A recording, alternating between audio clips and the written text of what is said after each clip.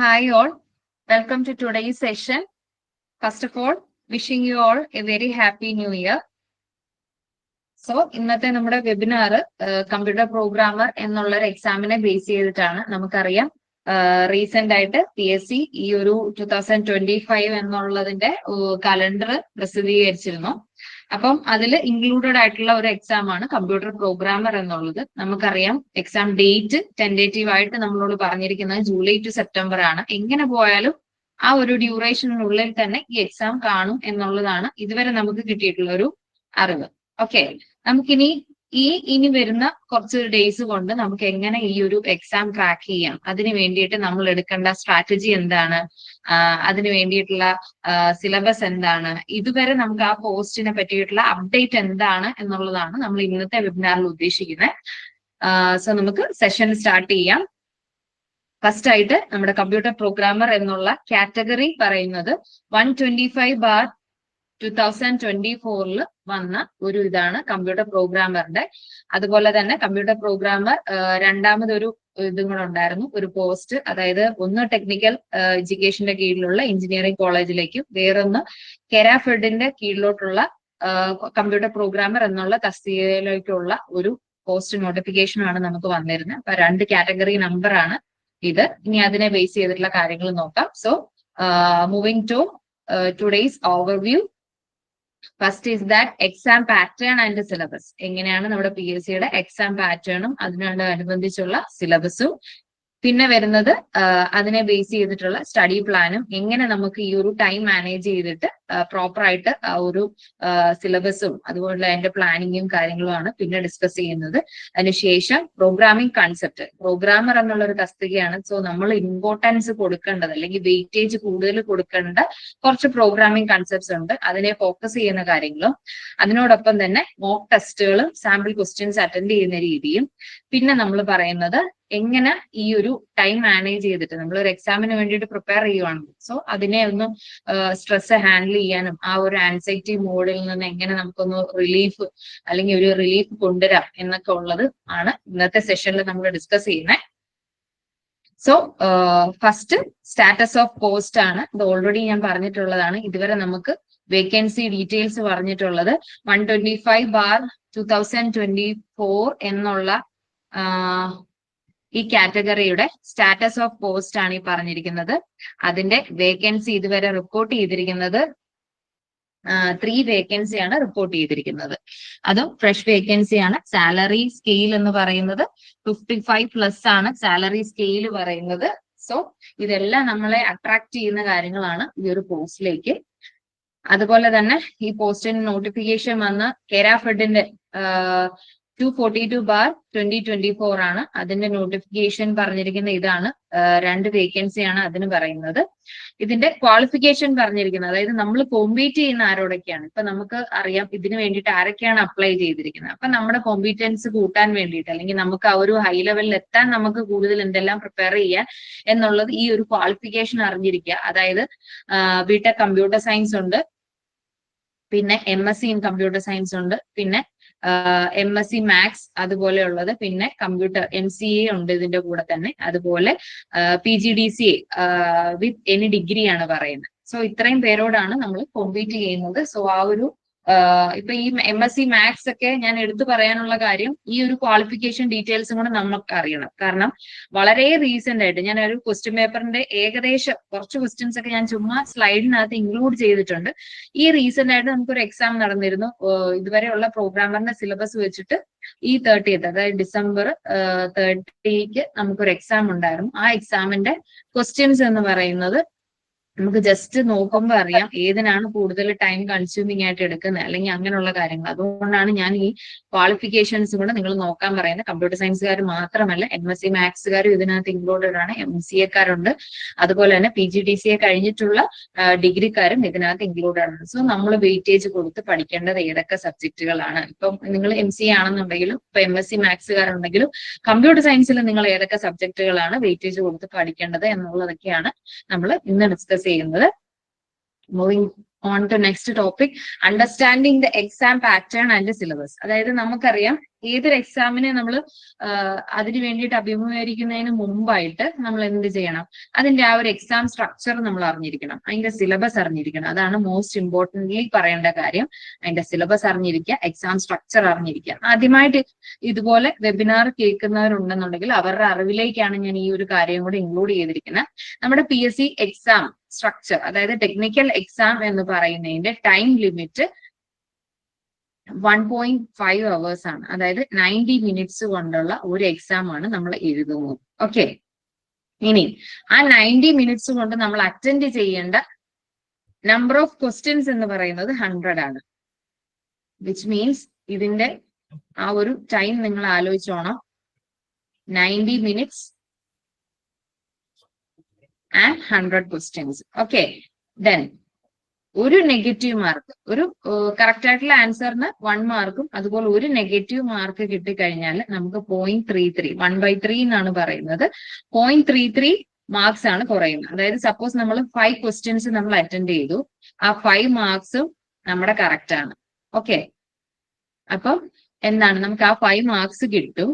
അതോടൊപ്പം തന്നെ ഈ 6ാമതൊരു ക്വസ്റ്റ്യൻ നമ്മൾ അറ്റൻഡ് ചെയ്യുമ്പോൾ നമുക്ക് എന്താ സംഭവിക്കുന്നത്, അത് സപ്പോസ് നെഗറ്റീവ് ആണെന്ന് ഇരിക്കട്ടെ. അപ്പൊ നമ്മൾ 6 ക്വസ്റ്റ്യൻ അറ്റൻഡ് ചെയ്തു, ആ 6 ക്വസ്റ്റ്യനകത്തു നിന്ന് നമുക്ക് 5 മാർക്ക് കിട്ടി ഇതുവരെ. ഓക്കെ, ഇനി ഈ 6ാമത്തെ ക്വസ്റ്റ്യൻ അറ്റൻഡ് ചെയ്യുമ്പോൾ 6ാമത്തേന്റെ 1 മാർക്ക് കിട്ടേണ്ടത് ഓൾറെഡി അവിടെ പോയി. അപ്പൊ നമ്മൾ ടോട്ടൽ ചിലപ്പോൾ എക്സാംസ് ഒക്കെ അറ്റൻഡ് ചെയ്തതിന് ശേഷം നമ്മളൊരു 55 ക്വസ്റ്റ്യൻസ് ആണ് അറ്റൻഡ് ചെയ്തിരിക്കുന്നതെന്ന് വെച്ചു. അപ്പൊ അതിനകത്ത് ഇപ്പൊ 55-നകത്ത് 50 മാർക്സ് നമുക്ക് കിട്ടിയിട്ടുണ്ടെങ്കിൽ അതിൽ നിന്നാണ് ഈ ഓരോ മാർക്ക് നമ്മൾ പോകുന്നത് എന്നുള്ളത് മനസ്സിലാക്കിയിരിക്കുക. ഓക്കെ, അത് പറയാൻ വേണ്ടിയിട്ട് മാത്രം ഈ ഒരു കാര്യം ഞാൻ ഇൻക്ലൂഡ് ചെയ്തതേ ഉള്ളൂ. മനസ്സിലാക്കിയിരിക്കുക. PSCയുടെ എക്സാം പാറ്റേൺ എന്ന് പറയുന്നത് ഇങ്ങനെയാണ്. നമുക്ക് 100 ക്വസ്റ്റ്യൻസ് ഉണ്ടാകും ഒരൊറ്റ സിംഗിൾ എക്സാമിൽ. അതിന്റെ ടൈം ലിമിറ്റ് എന്ന് പറയുന്നത് 1.5 hours ആണ്. അതായത് 90 minutes ആണുള്ളത്. ഒരു നെഗറ്റീവ് മാർക്ക്, ഇതാണ് ഒരു നെഗറ്റീവ് മാർക്ക് എന്ന് പറയുന്നത്. ഈ ഒരു നെഗറ്റീവ് മാർക്ക് കൊണ്ട് തന്നെ നമ്മുടെ റാങ്ക് ലിസ്റ്റിൽ നമ്മൾ ഒത്തിരി താഴോട്ട് പോയെന്നിരിക്കുക. ഓക്കെ, സോ ഇതെല്ലാം ഒന്ന് മനസ്സിലാക്കിയിരിക്കുക. അതിനുശേഷം നമുക്ക് ഈ ഒരു സിലബസ് ഓറിയന്റഡ് ആയിട്ട് എന്തൊക്കെയാണെന്നുള്ളത് നോക്കാം. ഇനി എക്സ്പെക്ടഡ് ടോപ്പിക്സ് അതുപോലെ തന്നെ എക്സ്പെക്ടഡ് ഡേറ്റ് എന്ന് പറയുന്നത് നോട്ട് ചെയ്തിരിക്കുക. ജൂലൈ ടു സെപ്റ്റംബർ ആണ്. നമുക്കറിയാം ഇപ്പൊ ജനുവരി ജസ്റ്റ് സ്റ്റാർട്ട് ആയതേ ഉള്ളൂ. ഇപ്പൊ ഇന്ന് 8 ആണ്. അപ്പൊ ഇനി എത്ര ദിവസം ഉണ്ടെന്നുള്ളത് നമുക്കൊന്ന് കാൽക്കുലേറ്റ് ചെയ്ത് നോക്കാം. ഓൾമോസ്റ്റ് ഒരു 6 months എബോവ് നമുക്ക് ഈ ഒരു എക്സാമിന് വേണ്ടിയിട്ട് പ്രിപ്പയർ ചെയ്യാനുണ്ട്. ഈവൻ ജൂലൈയിലാണ് എക്സാം പോലും. ഓക്കെ, ഈവൻ നമ്മൾ കുറച്ചുകൂടെ ലക്കിയാണ്, ഇപ്പോഴേ നമ്മൾ പ്രിപ്പയർ ചെയ്യുവാണെന്നുണ്ടെങ്കിൽ ഒരു ഓഗസ്റ്റ് സെപ്റ്റംബർ ആണെന്നുണ്ടെങ്കിൽ വീണ്ടും അത് നമുക്ക് റിവൈസ് ചെയ്യാനും അതുപോലെ ടോപ്പിക്ക് ഒന്ന് ഡെപ്തിൽ ഒന്നും കൂടെ കവർ ചെയ്യാനും ഒക്കെ നമുക്ക് ഇഷ്ടംപോലെ സമയം കിട്ടും. അപ്പൊ ഒരുപാട് സമയം ഉണ്ടെന്ന് കരുതി അതൊരു നെഗറ്റീവ് എഫക്റ്റിലല്ല നമ്മൾ എടുക്കേണ്ടത്. മാക്സിമം നമ്മൾ എന്ത് ചെയ്യണം, ഈ ടൈം യൂട്ടിലൈസ് ചെയ്യാണ് വേണ്ടത്. ഓക്കെ, നെക്സ്റ്റ് നമ്മൾ ഈ കമ്പ്യൂട്ടർ പ്രോഗ്രാമറിന്റെ ഈ 2 കാറ്റഗറിയിൽ ഇപ്പൊ നമുക്ക് ഏറ്റവും റീസെന്റ് ആയിട്ട് ഞാൻ പറഞ്ഞു. ഹലോ കേൾക്കുന്നില്ലേ? ഹലോ കേൾക്കാം. അല്ല, എന്തോ ഒരു ഇൻട്രപ്ഷൻ വന്നു. അത് ഓക്കെ ആണോ?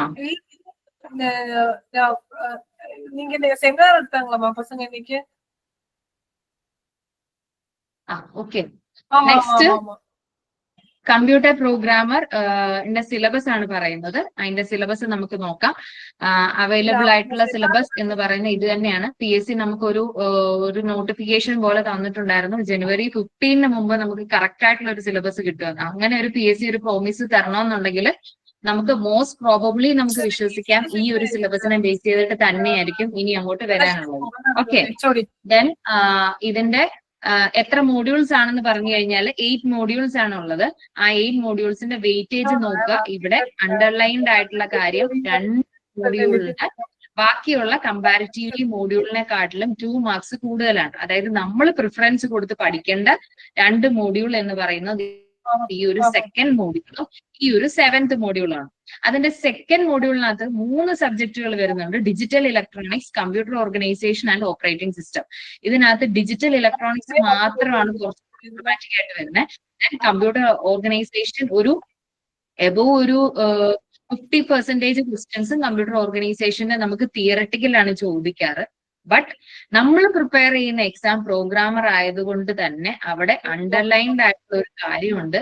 ആപ്ലിക്കേഷൻ ലെവൽ അതുപോലെ നമ്മുടെ ലോജിക്കൽ സ്കില്ല് ടെസ്റ്റ് ചെയ്യാനുള്ള ഒരു എക്സാം ആയിരിക്കും. പണ്ടൊക്കെ എന്ന് പറഞ്ഞു കഴിഞ്ഞാൽ PSC, ഈവൻ ജനറൽ PSC ആണെങ്കിൽ പോലും, അതുപോലെ ടെക്നിക്കൽ PC ആണെന്നുണ്ടെങ്കിലും ഒരു 6 to 7 ഇയേഴ്സ് മുമ്പ് നടന്നിട്ടുള്ള എക്സാമിന്റെ ക്വസ്റ്റ്യൻ പേപ്പർ നിങ്ങൾ അനലൈസ് ചെയ്യുവാണെന്നുണ്ടെങ്കിൽ നിങ്ങൾക്ക് ഒരു കാര്യം മനസ്സിലാവും, റിപ്പീറ്റഡ് ആയിട്ട് കുറേ ക്വസ്റ്റ്യൻസ് ഉണ്ടായിരുന്നു.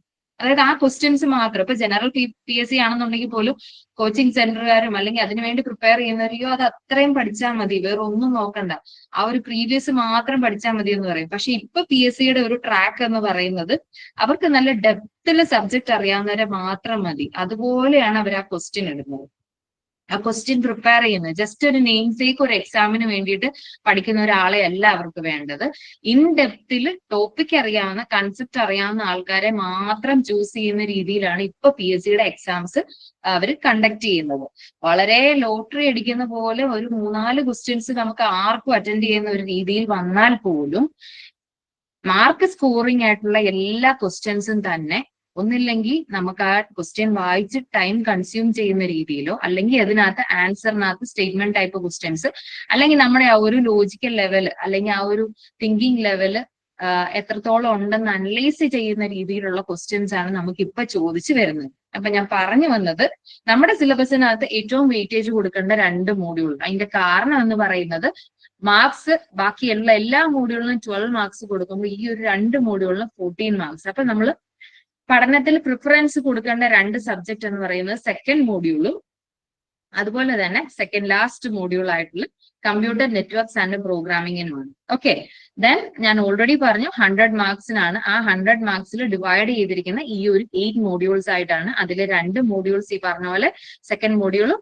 കമ്പ്യൂട്ടർ നെറ്റ്വർക്കിന്റെ അതുപോലെ അതിന്റെ കൂടെ തന്നെ പ്രോഗ്രാമിംഗ് ഇൻക്ലൂഡഡ് ആണ്. ഈ ഒരു 2 മോഡ്യൂൾസും ആണ് നമ്മൾ വെയിറ്റേജ് കൊടുത്ത് പഠിക്കേണ്ടത്. ഓക്കെ, നെക്സ്റ്റ് ഈസ് നമ്മൾ ഫസ്റ്റ് മോഡ്യൂൾ പറയാണ് discrete maths, probability and statistics. ഇപ്പൊ ഇതിനകത്ത് പറയാമെങ്കിൽ നമ്മൾ ഓരോ സെഷൻ ആയിട്ട് ഈ മോഡ്യൂളിനെ നമുക്ക് ഡിവൈഡ് ചെയ്യാം.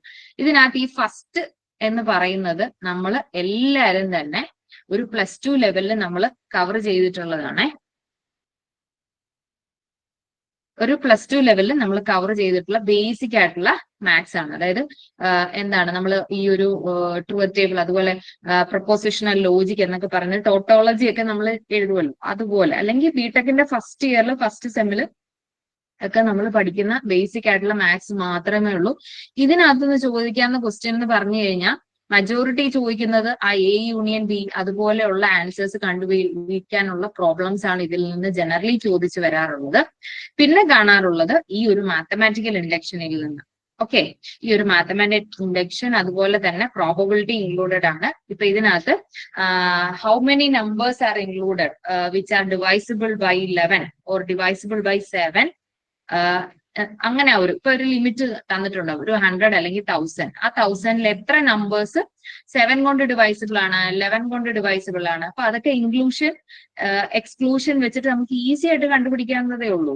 ഇത് ഈ പഠിച്ചിരുന്നു കഴിഞ്ഞാൽ ഇതിന്റെ ഏത് ക്വസ്റ്റ്യൻ വന്നു കഴിഞ്ഞാലും നമുക്ക് അറ്റൻഡ് ചെയ്യാൻ പറ്റുന്നുള്ളൂ. പിന്നെ കുറച്ച് ടൈം കൺസ്യൂമിങ് ആണെന്ന് നമുക്ക് തോന്നുന്ന ഇതാണ് പ്രോബബിലിറ്റി. കാരണം പ്രോബബിലിറ്റിയുടെ ഒരു ഇതുണ്ട്, നമുക്ക് ആ ഒരു എക്സാം ടൈമിൽ നമ്മൾ ഈ ഒരു കൺസെപ്റ്റ് നോക്കിയിട്ടില്ല എന്നുണ്ടെങ്കിൽ ഈ ഒരു ക്വസ്റ്റ്യൻ മതി ആ ഒരു നമ്മുടെ 90 മിനിറ്റ്സ് സ്പോയിൽ ചെയ്യാനായിട്ട്. അതായത് ഇപ്പൊ ഞാൻ പറഞ്ഞല്ലോ റീസെന്റ് ആയിട്ട് നടന്ന ആ ഒരു എക്സാമിന്റെ എന്ന് പറഞ്ഞു കഴിഞ്ഞാൽ ക്വസ്റ്റ്യൻസ് നമ്മൾ റോ ആയിട്ട്, അതായത് ഇപ്പൊ ഒന്നും പ്രിപ്പയർ ചെയ്തില്ല അല്ലെങ്കിൽ ഒരു ആവറേജ് ലെവലിലാണ് നമ്മൾ പ്രിപ്പയർ ചെയ്ത് പോകുന്നതെന്നുണ്ടെങ്കിൽ ആ ഒരു എക്സാം അറ്റൻഡ് ചെയ്തിട്ടുണ്ടെങ്കിൽ ഉറപ്പായിട്ടും നിങ്ങൾക്ക് ടൈം കിട്ടില്ല. 100 ക്വസ്റ്റ്യൻസും അറ്റൻഡ് ചെയ്യാനുള്ള ടൈം കിട്ടില്ല. അപ്പൊ ഈ മോഡ്യൂളിൽ നിങ്ങൾ വെയിറ്റേജ് കൊടുക്കേണ്ടത് എന്താന്ന് വെച്ച് കഴിഞ്ഞാൽ നമുക്ക് ആ ഒരു +2 ലെവലിൽ നമ്മൾ സ്റ്റാർട്ടിങ് ഫ്രം ദ സ്ക്രാച്ച് ഞാൻ പറയുവാണ്. ആ ഒരു +2 ലെവലിൽ മുതൽ നമ്മൾ ഇതൊന്ന് കവർ ചെയ്തു വരും. പിന്നെ നമുക്ക് ആ ഒരു ബേസിലാണ്, കാരണം +2ലാകുമ്പോൾ നമ്മൾ അതുപോലെ റിവൈസ് ചെയ്തിട്ടുണ്ട്. പക്ഷെ എഞ്ചിനീയറിംഗ് അതുപോലെ ഹയർ സ്റ്റഡീസിനൊക്കെ നമ്മൾ പോകുമ്പോൾ നമുക്ക് അത്രയും ജസ്റ്റ് എക്സാമിന് വേണ്ടിയിട്ട് മാത്രമാണ് നമ്മൾ പഠിക്കുന്നത്. അതായത് മെറ്റീരിയലിസ്റ്റിക് സ്റ്റഡിയാണ്, അന്നേരത്തെ ആവശ്യത്തിന് വേണ്ടിയിട്ട് മാത്രമാണ് പഠിക്കുന്നത്. അതുകൊണ്ടാണ് ഞാൻ ഈ ഒരു +2 ലെവൽ എന്നുള്ള രീതി പറഞ്ഞ് അത് നമുക്ക് എപ്പോൾ എടുത്താലും നമുക്കത് സോൾവ് ചെയ്യാനായിട്ട് പറ്റും. പക്ഷെ ഈ ഒരു സെക്കൻഡ് പാർട്ടിലെ ടോപ്പിക്സ് എന്ന് പറയുന്നത് ഇച്ചിരി ടൈം കൺസ്യൂമിങ് ആണ്. പക്ഷേ നമ്മളത് കറക്റ്റ് ആയിട്ട് ടൈമിനെടുത്ത് റിവൈസ് ചെയ്ത് ചെയ്യാമെന്നുണ്ടെങ്കിൽ ഈസി ആയിട്ട് നമുക്ക് പ്രോബബിലിറ്റി എന്ന് പറയുന്നത് എഴുതി കാൽക്കുലേറ്റ് ചെയ്യാതെ തന്നെ ഒറ്റയടിക്ക്, കാരണം നമുക്കറിയാം ഒരു ഇവന്റിന്റെ പ്രോബബിലിറ്റി അത് എന്താണ് <<1 ആയിരിക്കും എന്നുള്ളത് അറിയാം. അപ്പൊ ആ ഒരു ഫ്രാക്ഷൻ വൈസ് നമുക്ക് എന്താണ് പെട്ടെന്ന് കാൽക്കുലേറ്റ് ചെയ്ത് തന്നെ ആൻസർ കിട്ടും. പക്ഷേ പറയേണ്ട കാര്യം എന്താണെന്ന് വെച്ച് കഴിഞ്ഞാൽ അത് നമ്മൾ യൂസ്ഡ് ആയിരിക്കണം. ആ ഒരു പ്രോബ്ലത്തിനോട് നമ്മൾ യൂസ്ഡ് ആണെന്നുണ്ടെങ്കിൽ മാത്രമേ നമുക്ക് അതിലോട്ട് എത്താൻ പറ്റുള്ളൂ. ഇല്ല എന്നുണ്ടെങ്കിൽ ഏറ്റവും വേഴ്സ്റ്റ് എക്സ്പീരിയൻസ് ആയിരിക്കും ഈ ഒരു മോഡ്യൂൾ കൊണ്ട്. കാരണം ടൈം കൺസ്യൂമിങ് ആയിരിക്കും. ഞാൻ ഓൾറെഡി പറഞ്ഞ് പോയിന്റ് ഔട്ട് ചെയ്ത് പറഞ്ഞു, MSc മാത്സുകാർ വരെ ഇതിനകത്ത് ഇൻക്ലൂഡഡ് ആണ്. ഓക്കെ, സോ അവർക്ക് ഇതൊക്കെ ഈസി ആയിട്ട് എന്താണ് ക്രാക്ക് ചെയ്യാനായിട്ട് പറ്റും. അപ്പൊ അവരുടെ കോമ്പറ്റീഷൻ എന്ന് പറയുന്നത് നമ്മുടെ ബാക്കിയുള്ള കമ്പ്യൂട്ടർ സയൻസ് ടോപ്പിക്സ് ആണ്. ഇനി നമ്മുടെ കമ്പ്യൂട്ടർ സയൻസ് ആസ്പിറൻസിനെ സംബന്ധിച്ച് ഇതാണ് നമ്മുടെ ചലഞ്ചിങ് മോഡ്യൂൾ വരുന്നത്. ഓക്കെ, സോ ഈ ഒരു മോഡ്യൂൾ നോട്ട് ചെയ്യുക. ഇതിനകത്ത് 3 തിരിച്ചിരുന്നതിന് ആദ്യം ഏറ്റവും ബേസിക്സ് മാത്രമേ ഉള്ളൂ. അത് ടോട്ടോളജി, അതുപോലെ പി ഇംപ്ലൈസ് ക്യൂ മുതലായിട്ടുള്ള കുറച്ച് ക്വസ്റ്റ്യൻസ് ആണ്. അത് നമുക്ക് ഈസി ആയിട്ട് ചെയ്തെടുക്കാവുന്നതേ ഉള്ളൂ. ഇതിന്റെ ഈ ഒരു സെക്കൻഡ് പാർട്ടിൽ വരുന്ന ഇൻഡക്ഷൻ, പ്രോബബിലിറ്റി എന്നുള്ളത് നമ്മൾ മസ്റ്റ് ആയിട്ടും ചെയ്ത് പഠിക്കുക. തേർഡ് പാർട്ടിൽ വരുന്നത് കുറച്ച് എന്താണ് മെഷീൻ ലേണിംഗ് ഒക്കെ ബേസിക് വരുന്ന കോറിലേഷൻ ടെക്നിക്സ്, അതുപോലെ കോറിലേഷൻ ഫംഗ്ഷൻ എന്നൊക്കെ ഉള്ളതാണ്. പിന്നെ ഇതിനകത്ത് ഒരു സാമ്പിളിംഗ് ആൻഡ് പോപ്പുലേഷൻ ഉണ്ട്. അത് വളരെ ലീസ്റ്റ് ആയിട്ട് ചോദിച്ച് കണ്ടിട്ടുള്ളതാണ്. അത് നമുക്ക് ഈസി ആയിട്ട് ബേസിക് അറിയാവുന്നുണ്ടെങ്കിൽ ക്രാക്ക് ചെയ്യാവുന്നതേ ഉള്ളൂ. ഓക്കെ, ഇനി നെക്സ്റ്റ് മോഡ്യൂൾ നോക്കാം. അടുത്തത് digital electronics, computer organisation and operating system. ഈ മോഡ്യൂളിനെ ക്ലാസിഫൈ ചെയ്യാന്നുണ്ടെങ്കിൽ അതിനകത്ത് 4 മോഡ്യൂൾസ് ഇൻക്ലൂഡഡ് ആണ്. അതായത് ഒരു കമ്പ്യൂട്ടർ സയൻസ് ആസ്പിറന്റ് അല്ലെങ്കിൽ ഒരു കമ്പ്യൂട്ടർ സയൻസ് സബ്ജക്ട് പഠിച്ചിറങ്ങിയ ഒരാളാണെന്നുണ്ടെങ്കിൽ ഇതിനകത്ത് നമ്മുടെ കമ്പ്യൂട്ടർ സയൻസിന്റെ 4 സബ്ജക്റ്റുകൾ വരുന്നുണ്ട്. അതിലെ ഫസ്റ്റ് വൺ എന്ന് പറയുന്നത് ഡിജിറ്റൽ ലോജിക് സിസ്റ്റംസ് ആണ്. ഇപ്പൊ ഇതിനകത്ത് നമുക്കറിയാം എന്താണ് PSC ഇതിനകത്ത് നമ്പർ സിസ്റ്റം എന്ന് പറഞ്ഞ ഒരു ടോപ്പിക് ഇൻക്ലൂഡ് ചെയ്തിട്ടില്ല. പക്ഷേ PSCയുടെ ഒരു കമ്പ്യൂട്ടർ സയൻസ് സബ്ജക്ട് ബേസ്ഡ് ഒരു ടെക്നിക്കൽ ക്വസ്റ്റ്യൻ പേപ്പർ എടുക്കാന്നുണ്ടെങ്കിൽ ഈ ഒരു ടോപ്പിക്ക്, ഈ ഒരു ക്വസ്റ്റ്യനെ ചോദിക്കാത്ത ഒരൊറ്റ ക്വസ്റ്റ്യൻ പേപ്പർ പോലും ഇല്ല. സോ ഈ ഒരു ടോപ്പിക് ഇതിനകത്ത് ഓൾമോസ്റ്റ് ഇൻക്ലൂഡഡ് ആണ് എന്നുള്ളത് നമ്മൾ അവിടെ മനസ്സിലാക്കേണ്ടതാണ്.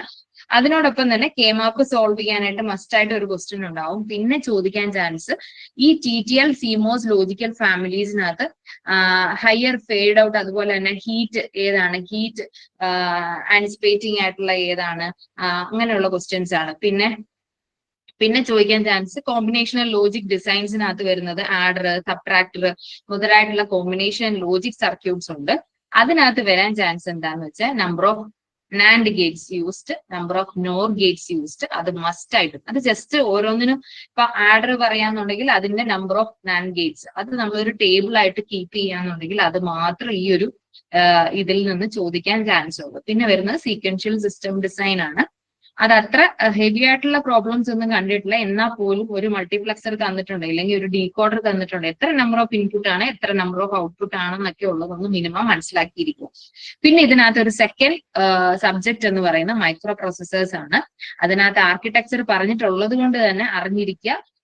ഓരോ ബസ് ഉണ്ടല്ലോ, അതായത് കൺട്രോൾ ബസ്, ഡേറ്റ ബസ്, ആ ഓരോ ബസ്സിന്റെയും എത്ര നമ്പർ ഓഫ് ബിറ്റ്സ് ആണ് ആ ഓരോന്നും 8086 എന്നുള്ളത് നോട്ട് ചെയ്യുക. കാരണം അതൊരു ഉറപ്പായിട്ടുള്ളൊരു ക്വസ്റ്റ്യൻ ചോദിച്ച് കണ്ടിട്ടുള്ളതാണ് ആ ഒരു ഏരിയയിൽ നിന്ന്. പിന്നെ ചോദിക്കാൻ chance very highlighted addressing mode. Addressing മോഡിന്റെ ഒരു എക്സാമ്പിൾ തന്നിട്ട് PSC ക്വസ്റ്റ്യൻ ചോദിക്കാറുണ്ട്. ഏത് അഡ്രസ്സിംഗ് മോഡാണ്, അതായത് ഒരു ഗിവൺ ഇൻസ്ട്രക്ഷൻ ഉണ്ടാവും, അത് ഏത് അഡ്രസ്സിംഗ് മോഡാണെന്നുള്ളത് ക്വസ്റ്റ്യൻ ചോദിച്ച് കാണാറുണ്ട്.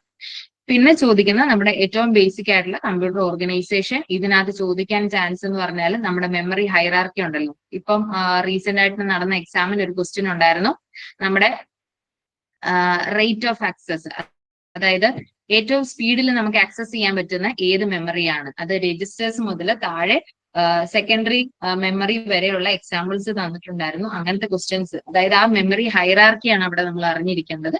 പിന്നെ വരുന്നത് മൈക്രോ ഓപ്പറേഷൻസ്, അതായത് ഫെച്ച്, ഡീകോഡ്, അതിനകത്തുള്ള മൈക്രോ ഓപ്പറേഷൻസ് ഏതൊക്കെയാണ് എന്നുള്ളതിനകത്ത് ടോപ്പിക് ഇമ്പോർട്ടന്റ് ആണ്. പിന്നെ വരുന്നത് ബസ് ഓർഗനൈസേഷൻ, അതിനകത്ത് സിംഗിൾ ബസ്, മൾട്ടിപ്പിൾ ബസ് ഉണ്ട്, അതിന്റെ ഓർഗനൈസേഷൻ. പിന്നെ ഇമ്പോർട്ടന്റ് ആയിട്ട് വരുന്നത് ഈ DMA. കമ്പ്യൂട്ടർ ഓർഗനൈസേഷൻ എന്ന് പറഞ്ഞ ഒരു സബ്ജക്ട് PSC ഇൻക്ലൂഡ് ചെയ്തിട്ടുണ്ടെങ്കിൽ സിലബസിന് ഒന്നില്ലെങ്കിൽ DMA എന്നുള്ളത് ആൻസർ ആകാം, അല്ലെങ്കിൽ DMA ബേസ് ചെയ്തിട്ട് ഒരു സ്റ്റേറ്റ്മെന്റ് ക്വസ്റ്റ്യൻ എങ്കിലും PSC ഉറപ്പായിട്ടും ഇൻക്ലൂഡ് ചെയ്തിരിക്കും. ഓക്കെ, അത് വെൽ നോൺ ആണ്. ഈ റീസെന്റ് എക്സാമിനും അങ്ങനെ ഒരു ക്വസ്റ്റ്യൻ ഉണ്ടായിരുന്നു. പിന്നെ വരുന്നത് നമ്മുടെ മെമ്മറി ഓർഗനൈസേഷൻ, അതായത് മെമ്മറിയിലെ രജിസ്റ്റേഴ്സ് ഉണ്ടല്ലോ, memory address register, memory buffer register, അതുപോലെ തന്നെ മെമ്മറി ഡേറ്റ രജിസ്റ്റർ, അതിന്റെ എല്ലാം കണക്ടിവിറ്റി, പിന്നെ വോളറ്റൈൽ മെമ്മറി ഏതൊക്കെയാണ്, നോൺ വോളറ്റൈൽ മെമ്മറി ഏതൊക്കെയാണ്, പിന്നെ കാഷെ കൊഹിറൻസ് എന്തൊക്കെയാണ്, അതിന്റെ L1 L2 കാഷെ എന്താണ്, പിന്നെ അതിനകത്ത് വരുന്ന കാര്യങ്ങളും എല്ലാമാണ് കമ്പ്യൂട്ടർ ഓർഗനൈസേഷനിൽ നിന്ന് ചോദിച്ചു കാണാൻ ചാൻസ് ഉള്ളത്. ഓക്കെ, നെക്സ്റ്റ് വരുന്നത് ഓപ്പറേറ്റിംഗ് സിസ്റ്റം ആണ്. ഓപ്പറേറ്റിംഗ് സിസ്റ്റം എന്നുള്ളത് പറയുന്നതുകൊണ്ട് തന്നെ വളരെ കോർ ബേസ്ഡ് ആയിട്ടുള്ള സബ്ജക്റ്റ് ആണ്.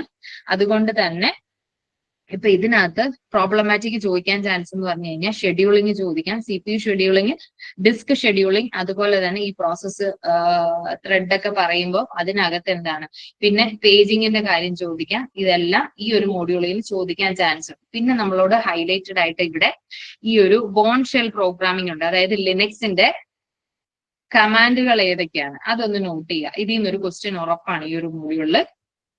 CH മോഡ് ഏതിനാണ് യൂസ് ചെയ്യുന്നത്, നമ്മുടെ ലിനക്സ് കമാൻഡ്സ് ഉണ്ടല്ലോ അത് എന്താണെന്നുള്ളത് ഒന്ന് മനസ്സിലാക്കി ഇരുന്നു കഴിഞ്ഞാൽ ഈ മോഡ്യൂളിൽ നിന്ന് വളരെ ഈസി ആയിട്ട് നമുക്ക് ഈ പറഞ്ഞ പോലെ 14 മാർക്സ് നമുക്ക് സ്കോർ ചെയ്യാവുന്നതേ ഉള്ളൂ. ഓക്കെ, നെക്സ്റ്റ് മോഡ്യൂൾ എന്ന് പറയുന്നത് data structures and programming in C ആണ്. ഓക്കെ, കുറച്ചും കൂടെ ലോജിക് ലെവലിൽ കൺസെപ്റ്റുകൾ അറിഞ്ഞിരിക്കേണ്ടതാണ്. പ്രോബ്ലംസ് ചോദിക്കാം, അതല്ല ഒരു പ്രോഗ്രാം സ്നിപ്പറ്റ്, അതായത് ഒരു പ്രോഗ്രാം കോഡ് നമുക്ക് എക്സാമ്പിൾ തരും, ആ എക്സാമ്പിളിൽ നിന്ന് ഇന്റർപ്രറ്റ് ചെയ്യേണ്ട കാര്യങ്ങളായിരിക്കും നമ്മളോട് ഓപ്ഷനിൽ ചോദിച്ചിരിക്കുന്നത്. സോ ഈ ഒരു 2 മോഡ്യൂൾ നോക്കുമ്പോൾ ഡാറ്റ സ്ട്രക്ചറിൽ നിന്ന് ചോദിക്കാൻ ചാൻസ് ഈ ഓരോ ഡാറ്റ സ്ട്രക്ചറും ഇംപ്ലിമെന്റ് ചെയ്യുന്ന എങ്ങനെയാണ്, അതുപോലെ തന്നെ ഇതിനകത്തെ സോർട്ടിംഗ് അൽഗോരിതം ഉണ്ടല്ലോ, സോർട്ടിംഗ് അൽഗോരിതത്തിന്റെ കോംപ്ലക്സിറ്റീസ് ഇമ്പോർട്ടന്റ് ആണ്. Best case, average case, worst case, complexities, പിന്നെ ട്രീ ട്രാവേഴ്സൽ. ഒരു ട്രീ നമുക്ക് എക്സാമ്പിൾ തന്നിട്ട് ആ ട്രീയുടെ ട്രാവേഴ്സൽസ്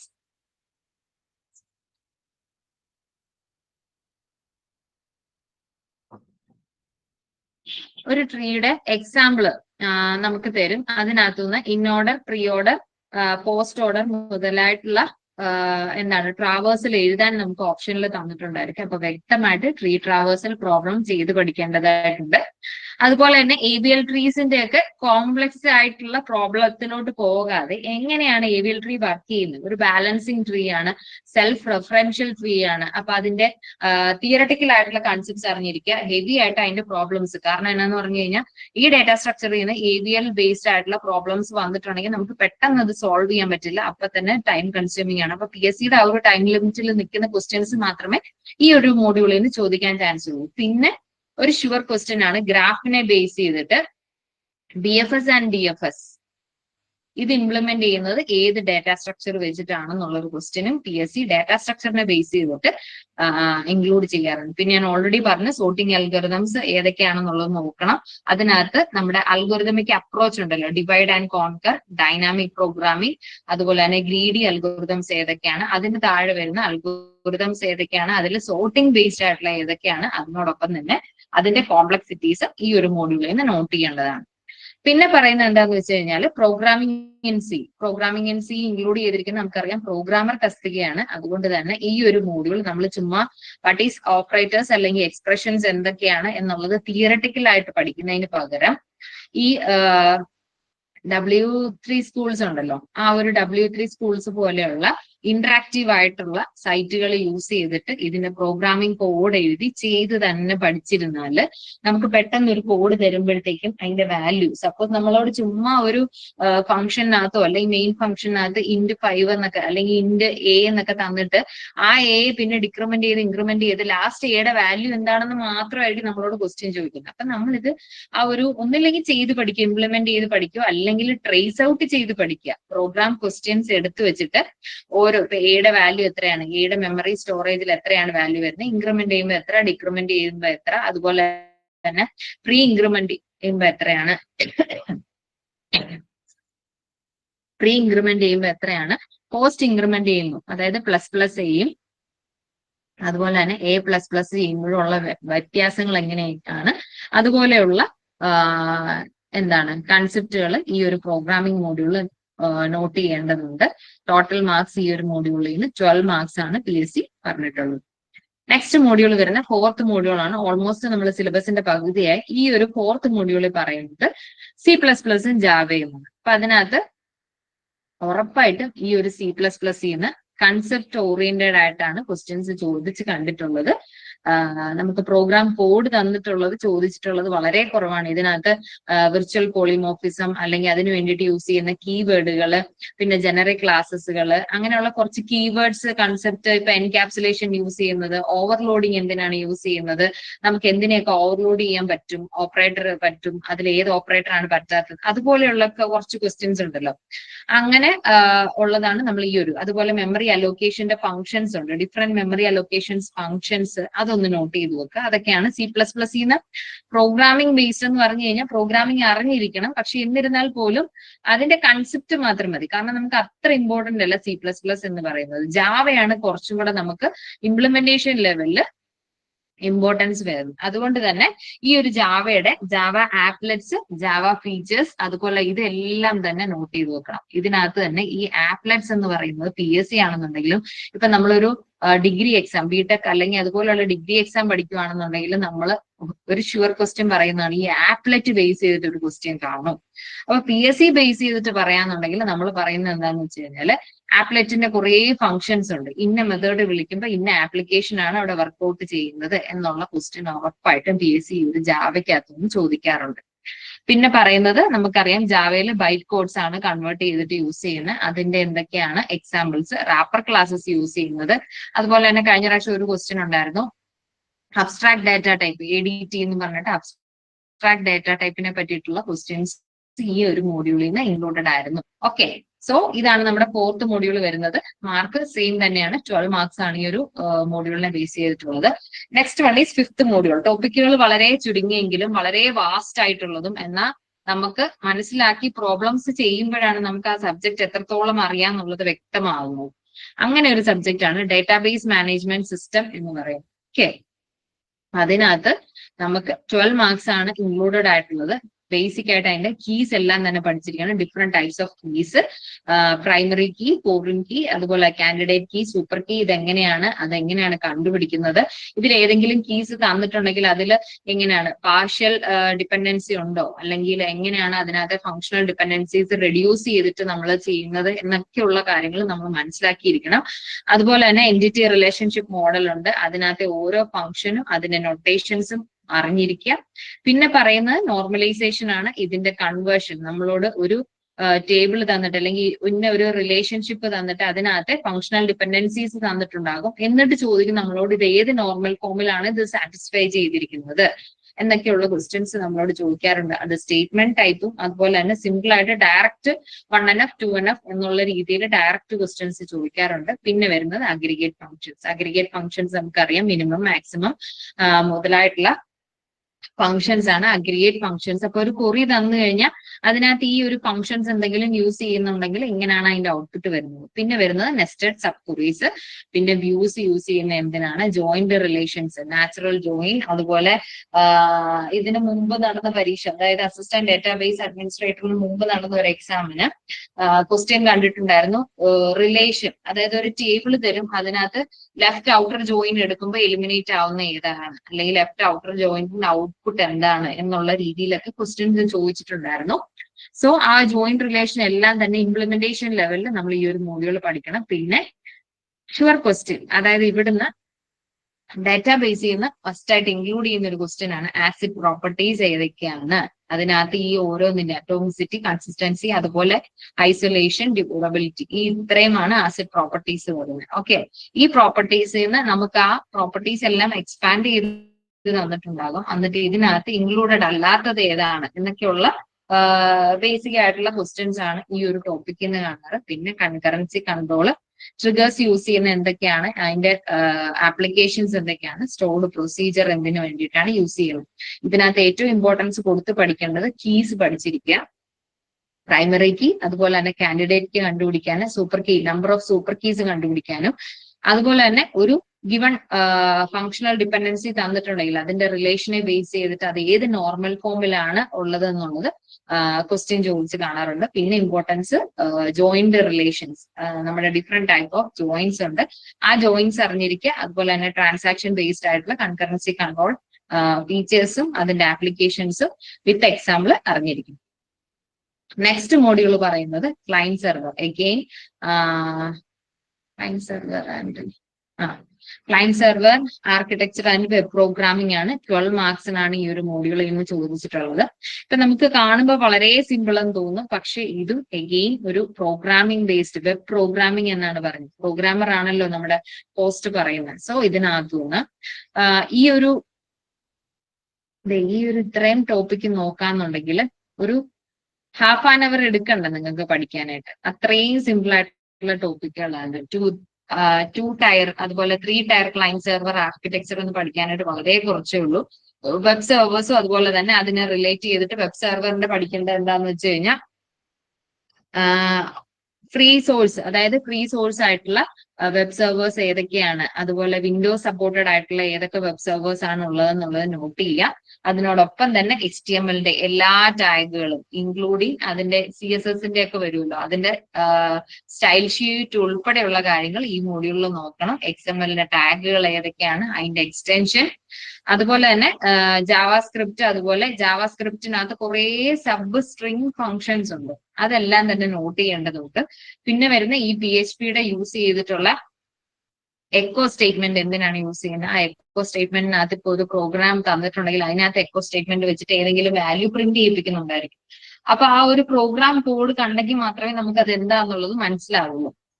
പിന്നെ JSP ബേസ്ഡ് അതുപോലെ തന്നെ .NET ആയിട്ടുള്ള അതിനകത്തും എന്താണ് ഓരോന്നിന്റെ ഫങ്ഷൻസ് യൂസ് ചെയ്യുന്നത്, അല്ലെങ്കിൽ ഇന്ന ഫങ്ഷൻ വിളിക്കുന്നതിന്റെ പർപ്പസ് എന്താണെന്നുള്ളത് മനസ്സിലാക്കിയിരിക്കുക. പിന്നെ അജാക്സ് ആൻഡ് സിഗ്നൽ അറേ, ഇതിൽ നിന്ന് വലിയ കോംപ്ലിക്കേറ്റഡ് ആയിട്ടുള്ള ക്വസ്റ്റ്യൻസ് കാണില്ല, എന്നാൽ പോലും വളരെ ബേസിക് ആയിട്ടുള്ള ഈസിലി അവൈലബിൾ ആയിട്ടുള്ള മെറ്റീരിയൽ ക്വസ്റ്റ്യൻസ് മാത്രമേ ഈ ഒരു അജാക്സ് ആൻഡ് സിഗ്നൽ അറേയും ചോദിക്കാറുള്ളൂ. അത് വെബ് ബേസ്ഡ്, അതായത് വെബ് പേജിനെ പ്രോഗ്രാം ചെയ്യാൻ വേണ്ടിയിട്ട് യൂസ് ചെയ്യുന്നതാണ്. സോ ഇതൊരു സിമ്പിൾ മോഡ്യൂൾ ആണ്, പക്ഷെ ഇതിനകത്ത് ഈ പറഞ്ഞ പോലെ W3 സ്കൂൾസ് ഒക്കെ യൂസ് ചെയ്തിട്ട് ഇന്ററാക്ട് ചെയ്ത് പഠിക്കുക. കാരണം ജാവാസ്ക്രിപ്റ്റിനകത്തൊക്കെ ഒരുപാട് സബ് ഫങ്ഷൻസ് ഉണ്ട്. ആ ഫങ്ഷൻസ് എല്ലാം സ്ലൈസ് ചെയ്യാനുള്ളതുണ്ട്. ഒരു സ്ട്രിങ്ങിനെ സ്ലൈസ് ചെയ്യാൻ ഈസി ആയിട്ട് ഇപ്പൊ നമുക്ക് എന്താണ് ഇപ്പൊ പ്രോഗ്രാമർ എന്നുള്ളൊരു സ്ട്രിങ് തരും, ആ സ്ട്രിങ്ങിനകത്ത് ചിലപ്പോൾ സ്ലൈസ് ഓപ്പറേഷൻ, അതുപോലെ തന്നെ സബ് സ്ട്രിങ് ഓഫ് എന്നും പറഞ്ഞിട്ട് ഇതിനകത്തുള്ള ഒരു ഇൻഡെക്സ് ഒക്കെ ആയിരിക്കും 0 to 5 എന്നോ. അപ്പൊ അതിനകത്ത് ചിലത് സ്റ്റാർട്ടിങ് ഇൻക്ലൂഡഡ് ആയിട്ട് കാണും, ചിലത് ലാസ്റ്റ് എക്സ്ക്ലൂഡഡ് ആയിട്ട് കാണും. ഇപ്പൊ 0 to 4 വരെയൊക്കെ എടുക്കുള്ളൂ. അതുപോലെയൊക്കെ ഓരോ ഫങ്ഷൻസ് വരുമ്പോൾ നമ്മളത് ഈസി ആയിട്ട് നമുക്ക് ചെയ്യാൻ പറ്റുന്നതായിരിക്കും, പക്ഷെ അത് നമ്മൾ ഒരു തവണ പോലും അത് കാണാത്തോണ്ടുള്ള ബുദ്ധിമുട്ട് മാത്രമേ ഈ ഒരു മോഡ്യൂളിൽ നിന്നുള്ള ക്വസ്റ്റ്യൻസ് കൊണ്ട് നമുക്ക് തോന്നാറുള്ളൂ. സോ ഈ ഒരു ഇപ്പൊ നമ്മൾ തിയറട്ടിക്കൽ ആയിട്ടുള്ളൊക്കെ വായിച്ച് പഠിച്ച് അങ്ങനെ മടുക്കുന്ന ടൈമൊക്കെ ഒരു ആപ്ലിക്കേഷൻ ലെവൽ, കാരണം വിഷ്വലി ബേസ്ഡ് നമുക്ക് എന്താണ് ചെയ്യുന്നത് എന്നുള്ളത് മനസ്സിലാക്കി തരുന്ന ഒരു മോഡ്യൂളാണ് ഈ ഒരു വെബ് പ്രോഗ്രാമിംഗ് ബേസ്ഡ് മോഡ്യൂള്. അപ്പൊ അതിനകത്ത് ഓരോ ഫംഗ്ഷനും എങ്ങനെയാണ് വർക്ക് ചെയ്യുന്നത് എന്നുള്ളത് നിങ്ങൾ ഇംപ്ലിമെന്റ് ചെയ്ത് തന്നെ പഠിക്കുക, എങ്കിലേ അതിന്റെ ഡിഫറൻസ് മനസ്സിലാവുള്ളൂ. ഓക്കെ, നെക്സ്റ്റ് മോഡ്യൂൾ നോക്കാം. The very vast and the most important module എന്ന് പറയുന്ന പോലെ കമ്പ്യൂട്ടർ നെറ്റ്വർക്ക് ആൻഡ് പ്രോഗ്രാമിംഗ് ആണ്. വെയിറ്റേജ് കൂടുതലുള്ള മോഡ്യൂളാണ്. 14 മാർക്സ് ആണ് ഇതിനകത്ത് ഇൻക്ലൂഡ് ചെയ്തിരിക്കുന്നത്. നമുക്കറിയാം കമ്പ്യൂട്ടർ നെറ്റ്വർക്ക് ഒരു തിയറി പരീക്ഷ എഴുതിയാൽ പോലും പഠിച്ചാൽ തീരാത്ത അത്രയും വാസ്റ്റ് ആണ്. എന്നാൽ വേറൊരാൾക്ക് പറഞ്ഞു കൊടുക്കാൻ നമ്മൾ നോക്കുമ്പോൾ ഏറ്റവും സിമ്പിൾ ആയിട്ടുള്ള ടോപ്പിക്, അല്ലെങ്കിൽ അത്രയും ഈസി ആയിട്ട് കൺവിൻസിങ് ആയിട്ട് ഒരാൾക്ക് മനസ്സിലാവുന്നത്, ഇപ്പൊ ഈ ഫോണും കൂടെ ടെക്നോളജി വെച്ച് നോക്കാമെങ്കിൽ അത്രയും ഈസി ആയിട്ടുള്ള ടോപ്പിക്കുകളാണ്. പക്ഷെ ഇതിൽ നിന്ന് നമ്മുടെ PSC ചോദിക്കുന്ന ക്വസ്റ്റ്യൻസ് എന്ന് പറയുന്നത് കമ്പ്യൂട്ടർ നെറ്റ്വർക്ക്സ് ആൻഡ് സെക്യൂരിറ്റിക്കകത്ത് ഈ ഒരു TCP ആൻഡ് OSI മോഡലിൽ നിന്ന് ക്വസ്റ്റ്യൻസ് ചോദിച്ച് കാണാറുണ്ട്. ആ മോഡൽസിൽ നിന്ന് ഓരോ ആപ്ലിക്കേഷൻ ലെയർ മുതൽ ഫിസിക്കൽ ലെയർ മുതൽ ആപ്ലിക്കേഷൻ ലെയർ വരെ ഓരോ ലെയറിനകത്തും യൂസ് ചെയ്ത് വരുന്ന നെറ്റ്വർക്ക് ഡിവൈസുകള്, മെസ്സേജ് ടൈപ്സ് എക്സെട്ര, ഇങ്ങനെയുള്ള ക്വസ്റ്റ്യൻസ് ആയിരിക്കും ഇതിനകത്തുനിന്ന് ചോദിക്കുന്നത്. പിന്നെ ഓരോ മോഡൽ, അതായത് ഈ ഒരു TCP OSI മോഡൽ കൊണ്ട് തന്നെ ഈ ഒരു 14 മാർക്കും PSC ചോദിക്കാറുണ്ട്. എന്നാൽ പോലും ഇത്രയും ടോപ്പിക്സ് കൊടുത്തത് കൊണ്ട് തന്നെ ഉറപ്പായിട്ടും ഈ ഒരു TCP ആ ഒരു റെഫറൻസ് മോഡലിൽ നിന്ന് ക്വസ്റ്റ്യൻ കാണാറുണ്ട്. അത് ചിലപ്പോൾ ഏതെങ്കിലും ലെയറിനെ ബേസ് ചെയ്തിട്ടായിരിക്കും, അല്ലെ ലെയറിനകത്തുള്ള ഫംഗ്ഷനാലിറ്റി ബേസ് ചെയ്തിട്ട്, അല്ലെങ്കിൽ ഈ പറഞ്ഞ പോലെ അതിനകത്ത് യൂസ് ചെയ്യുന്ന നെറ്റ്വർക്കിംഗ് ഡിവൈസസ്, ഇപ്പം ഡാറ്റാ ലിങ്ക് ലെയറിൽ യൂസ് ചെയ്യുന്ന നെറ്റ്വർക്കിംഗ് ഡിവൈസസ്, ട്രാൻസ്പോർട്ട് ലെയറിൽ യൂസ് ചെയ്യുന്ന നെറ്റ്വർക്കിംഗ് ഡിവൈസസ്, അങ്ങനെയുള്ള ക്വസ്റ്റ്യൻസ് ആണ് ഇതിൽ നിന്ന് ചോദിച്ചു കാണാറ്. പിന്നെ വരുന്നത് ഈ ഒരു മീഡിയം ആക്സസ്, ഇപ്പൊ ലാസ്റ്റ് നടന്ന എക്സാമിനകത്ത് കൊളീഷൻ ഡിറ്റക്ട്സ്, അതുപോലെ തന്നെ മീഡിയം ആക്സസ് പ്രോട്ടോകോൾസ് ഉണ്ട്, CSMA, CD, അതുപോലെ പിന്നെന്താ ഈ പ്രോട്ടോകോൾസ് തന്നിട്ട് ആ പ്രോട്ടോകോൾ എന്തിനാണ് ഡിനോട്ട് ചെയ്യുന്നതെന്നുള്ളത്, എത്തർനെറ്റ് ഉണ്ട്, അതുപോലെ വയർലെസ് ലാൻ, അതുപോലുള്ള ഈ പ്രോട്ടോകോൾ നമ്പേഴ്സ് മസ്റ്റ് ആയിട്ട് നോട്ട് ചെയ്ത് വെക്കുക. പിന്നെ വരുന്നതെന്ന് പറഞ്ഞു കഴിഞ്ഞാൽ TCP UDP, അതിനകത്ത് കണക്ഷൻ ഓറിയന്റഡ് ഏതാണ്, കണക്ഷൻ ലെസ്. ഇപ്പൊ ഒരു പാക്കറ്റ് നമുക്ക് TCP യൂസ് ചെയ്തിട്ട് അയക്കണമെന്നുണ്ടെങ്കിൽ അതിന്റെ പ്രിഫറൻസ് ഏതാണ്, ആദ്യം റിക്വസ്റ്റ് ആണോ, അങ്ങനെയുള്ള ക്വസ്റ്റ്യൻസ്. പിന്നെ വരുന്നത് ഈ ലാസ്റ്റ് നടന്ന എക്സാമിനകത്ത് ഈ ഒരു സെഷനിൽ നിന്ന് ക്വസ്റ്റ്യൻ ഉണ്ടായിരുന്നു. അതിനകത്ത് ചോദിച്ചിരുന്നത്, എന്റെ ഓർമ്മ ശരിയാണെങ്കിൽ IDA എന്നുള്ളതിന്റെ പബ്ലിക് കീ യൂസ് ചെയ്യുന്നതിന്റെ നമ്പർ ഓഫ് ബിറ്റ്സ് ആണ് ചോദിച്ചത്. നമ്മളോട് ആ ഒരു അൽഗോരിതം ബേസ് ചെയ്തിട്ട് എന്ന് പറഞ്ഞു കഴിഞ്ഞാൽ ആ അൽഗോരിതം എങ്ങനെയാണ് വർക്ക് ചെയ്യുന്നതെന്നൊന്നുമല്ല, ജസ്റ്റ് അതിന്റെ ഏറ്റവും ബേസിക്, അതായത് DES എന്ന് പറയുന്നത് എന്താണ്, എൻക്രിപ്ഷൻ സ്റ്റാൻഡേർഡ് ആണ് അല്ലെ. ആ എൻക്രിപ്ഷൻ സ്റ്റാൻഡേർഡിനകത്ത് യൂസ് ചെയ്യുന്ന, അതായത് പ്രൈവറ്റ് കീ ആയിട്ടും പബ്ലിക് കീ ആയിട്ടും യൂസ് ചെയ്യാറുണ്ടായിരിക്കും. അതിനകത്ത് യൂസ് ചെയ്യുമ്പോൾ നമ്പർ ഓഫ് കീസ് എത്രയാണ് യൂസ് ചെയ്യുന്നത്, ആ കീസിനകത്ത് എത്ര ബിറ്റ് ആണ് ഓരോ കീസിനും വേണ്ടിയിട്ട് യൂസ് ചെയ്യുന്നത്, അതിപ്പം പബ്ലിക് കീ ആണോ അതുപോലെ പ്രൈവറ്റ് കീ ആണോ എന്ന് മുതലുള്ള ക്വസ്റ്റ്യൻസ് ആണ് ഇതിനകത്ത് ചോദിക്കുന്നത്. അതൊക്കെ ഒരു 1-2 വട്ടമെങ്കിലും നമ്മളത് കണ്ട് റിവൈസ് ചെയ്തിട്ടുണ്ടെങ്കിൽ ഈ പറഞ്ഞ പോലെ ടൈം കൺസ്യൂമിംഗ് ആയിട്ട് നമുക്ക് ആ ഒരു ക്വസ്റ്റ്യൻ തോന്നില്ല. ഓക്കെ. പിന്നെ വരുന്നത് കെർബ്രോസ് ആണ്. കെർബ്രോസിനെ ബേസ് ചെയ്തിട്ടുള്ള ക്വസ്റ്റ്യൻസ് ചോദിച്ചു കാണാറുണ്ട്. എങ്ങനെയാണ് അതിന്റെ കമ്പ്യൂട്ടർ സെക്യൂരിറ്റി, അങ്ങനെയുള്ള കാര്യങ്ങൾ. പിന്നെ വൈറസ് ആണോ, വോം ആണോ, ട്രോജൻ ഹോഴ്സ് ആണോ നമുക്ക് റിപ്ലിക്കേറ്റ് ചെയ്യുന്നത്, ഒരു കമ്പ്യൂട്ടറിൽ നിന്ന് വേറൊരു കമ്പ്യൂട്ടറിൽ നെറ്റ്വർക്ക് ബേസ്ഡ് റിപ്ലിക്കേറ്റ് ചെയ്യുന്ന അങ്ങനെയുള്ള ക്വസ്റ്റ്യൻസും ഈ ഒരു ഏരിയയിൽ കാണാറുണ്ട്. പിന്നെ വരുന്നത് നെറ്റ്വർക്ക് പ്രോഗ്രാമിംഗ് ആണ്. ഇതിനകത്ത് എനിക്ക് പറയാനുള്ള എല്ലാ പ്രോട്ടോകോളിന്റെയും, ഇപ്പൊ ഇവിടെ ലിസ്റ്റ് ചെയ്തിട്ടുള്ള എല്ലാ പ്രോട്ടോകോളിന്റെയും പോർട്ട് നമ്പേഴ്സ്, ആ പ്രോട്ടോകോൾ ആക്ട് ചെയ്യുന്ന പോർട്ട് നമ്പേഴ്സ് എത്രയാണെന്നുള്ളത് നോട്ട് ചെയ്ത് വെച്ചിരിക്കുക. പിന്നെ എല്ലാ പ്രോട്ടോകോളിന്റെയും ഏതെങ്കിലും ഒരു പ്രോട്ടോകോളിന്റെയെങ്കിലും എക്സ്പാൻഷൻ ചോദിച്ച് കാണാറുണ്ട്. അതായത് ഇപ്പൊ HTTP ആണെന്നുണ്ടെങ്കിൽ അതിന്റെ എക്സ്പാൻഷൻ, അല്ലെങ്കിൽ DNS അതുപോലെയുള്ളതിന്റെ എക്സ്പാൻഷൻ ചോദിച്ച് കാണാറുണ്ട് ഈ ഒരു മോഡ്യൂളിൽ. ഓക്കെ. അപ്പൊ ഏറ്റവും കൂടുതൽ ക്വസ്റ്റ്യൻസ് ചോദിക്കുന്ന മോഡ്യൂളാണ്. കൺസെപ്റ്റ് വളരെ സിമ്പിൾ ആണ്, നമുക്ക് കുറച്ച് വാസ്റ്റ് ആണ്.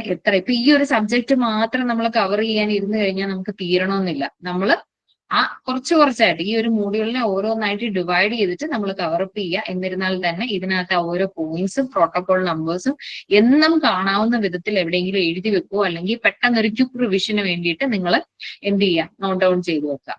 Next module, and this is the last module, software engineering ആണ്.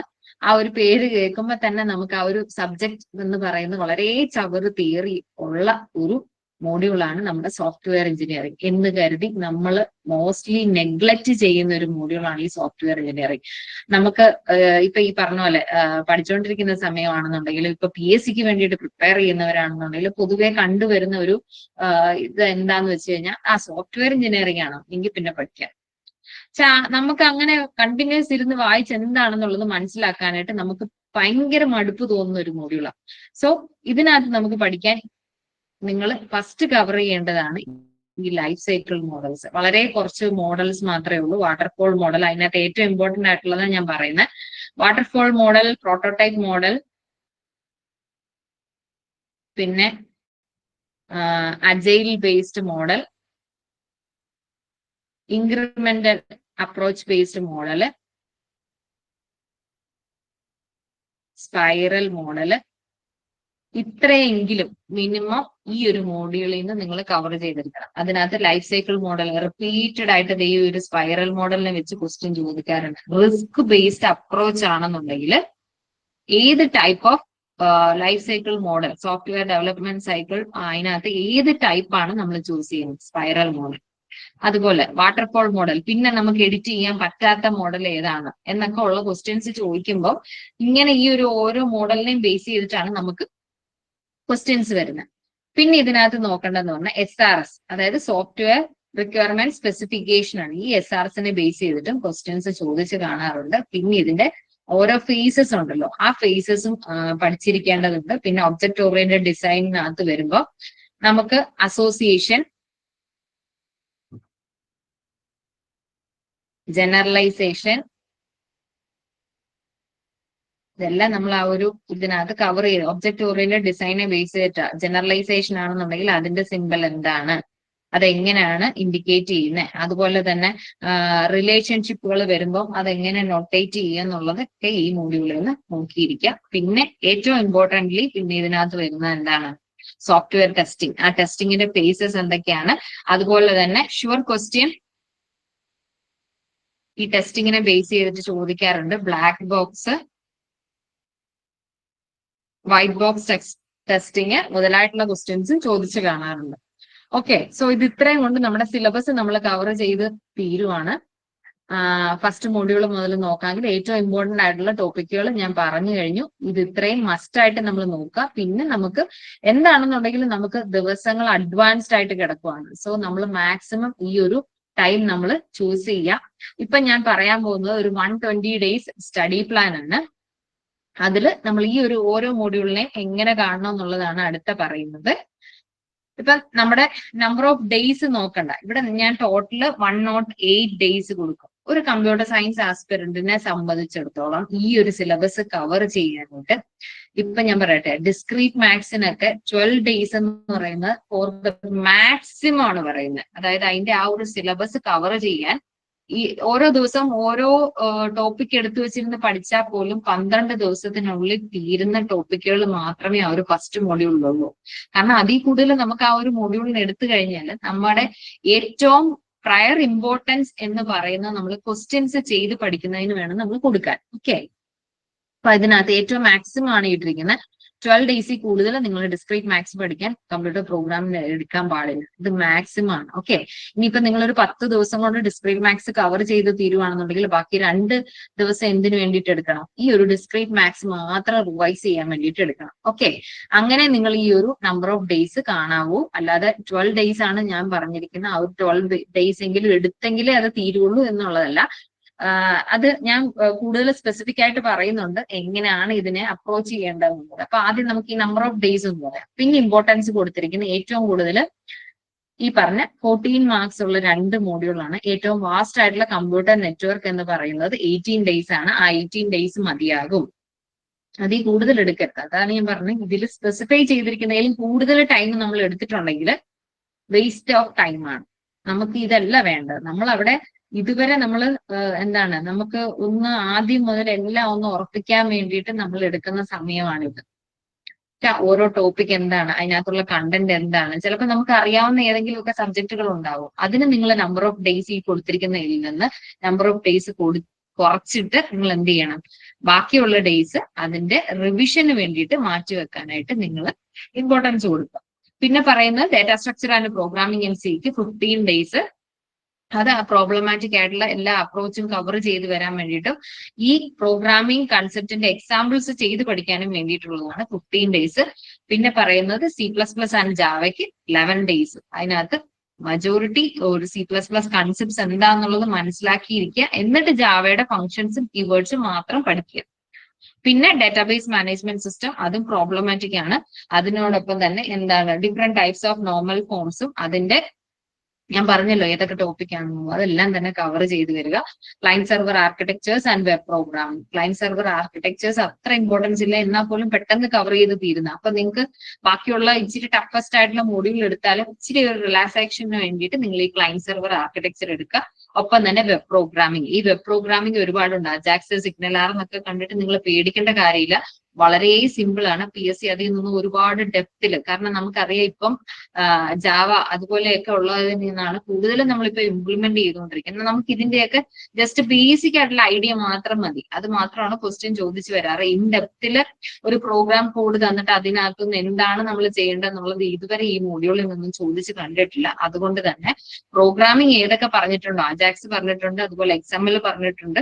അതിൽ ഏറ്റവും ബേസിക്കലി യൂസ് ചെയ്യുന്ന സംഭവങ്ങൾ മാത്രം അതിന്റെ ആപ്ലിക്കേഷൻ ആൻഡ് അതിന്റെ എന്താണ് ഒന്ന് അനലൈസ് ചെയ്ത് പഠിച്ചാൽ ആ മോഡ്യൂളിൽ 12 ദിവസം തന്നെ ധാരാളമാണ്. പിന്നെ computer networks and programming, protocols, application, അതുപോലെ എന്താണ് ഓരോന്നിന്റെയും യൂസ് ചെയ്യുന്ന ഡിവൈസസ് എന്തൊക്കെയാണ്, മെസ്സേജ് ടൈപ്പുകൾ എന്തൊക്കെയാണ്, അങ്ങനെയുള്ളതെല്ലാം തന്നെ കവർ ചെയ്തിരിക്കുക. പിന്നെ കുറെ പ്രോട്ടോകോൾസിന്റെ പോർട്ട് നമ്പേഴ്സ്, അതിന്റെ യൂസ് കേസ് എന്താണ്. ഇപ്പൊ മെയിൽ പ്രോട്ടോകോൾസ് തന്നെ നമുക്കറിയാം, സിമ്പിൾ SMTP ഉണ്ട്, POP PIP3 ഉണ്ട്, IMAP ഉണ്ട്, അങ്ങനെ കുറെ മെയിൽ പ്രോട്ടോകോൾസ് ഉണ്ട്. പിന്നെ ഇമ്പോർട്ടൻസ് വരുന്ന ഫയൽ ട്രാൻസ്ഫർ പ്രോട്ടോകോൾസ് ഉണ്ട്. അതും ഡിഫറെന്റ് ടൈപ്സ് ഉണ്ട്. അതിന്റെ എല്ലാം പോർട്ട് നമ്പർ, സിനാരിയോ എന്താന്നുള്ളതും ഓർത്തിരിക്കാം.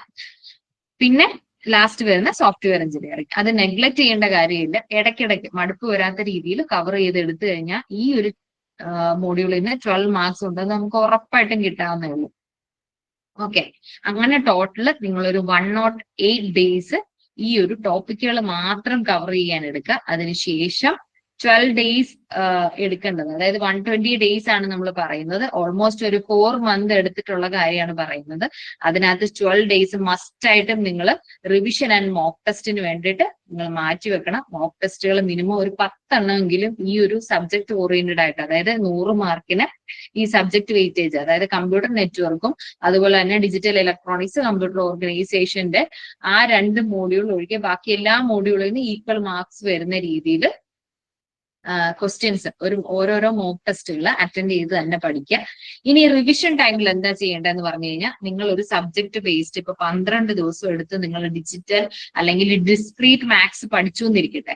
ആ ഓരോ മാത്സ് ആണ് നമുക്കറിയാം, ഇക്വേഷൻസ് വരും, അതുപോലെ തന്നെ സിംബലൈസേഷൻസ് വരും. അതൊക്കെ എന്താണ് യൂസ് ചെയ്യുന്നത്, ഇപ്പം P implies Q, പിന്നെ നമുക്ക് റെപ്രസെന്റ് ചെയ്യാവുന്ന നെഗേഷൻ P or Q എന്നുള്ളതാണ്. അപ്പൊ ഇങ്ങനെയുള്ള ഷോർട്ട് ആയിട്ടുള്ള സംഭവങ്ങളെല്ലാം പെട്ടെന്ന് നമുക്കൊന്ന് കാണാൻ മനസ്സിലാവാൻ റിവിഷൻ ടൈമിൽ പിന്നെയും നമുക്ക് ആദ്യം മുതൽ വായിച്ചു വരാനുള്ള ടൈമില്ല, അല്ലെങ്കിൽ ചെയ്തു വരാനുള്ള ടൈമില്ല. ജസ്റ്റ് ഒരു ഒരു റിവ്യൂ എടുക്കാൻ വേണ്ടിയിട്ട് മാത്രമാണ് നമ്മൾ ഈ ഒരു റിവിഷൻ ടൈം യൂസ് ചെയ്യേണ്ടത്. പിന്നെയും ആദ്യം മുതൽ ഇപ്പൊ വീഡിയോ ക്ലാസ്സസ് കേട്ടാണ് പഠിക്കുന്നുണ്ടെങ്കിൽ ആദ്യം മുതൽ വീഡിയോ കാണാനല്ല പറയുന്നത്. ഓൾറെഡി നമ്മൾ നോട്ട് പ്രിപ്പയർ ചെയ്ത് തന്നെ പോവുക. അതിന്റെ കൂടെ തന്നെ ഷോർട്ട് നോട്ട്സ് എഴുതി പോവുക. ഓക്കെ, അതിന്റെ കൂടെ ഇക്വേഷൻസ് നോട്ട് ചെയ്യുക.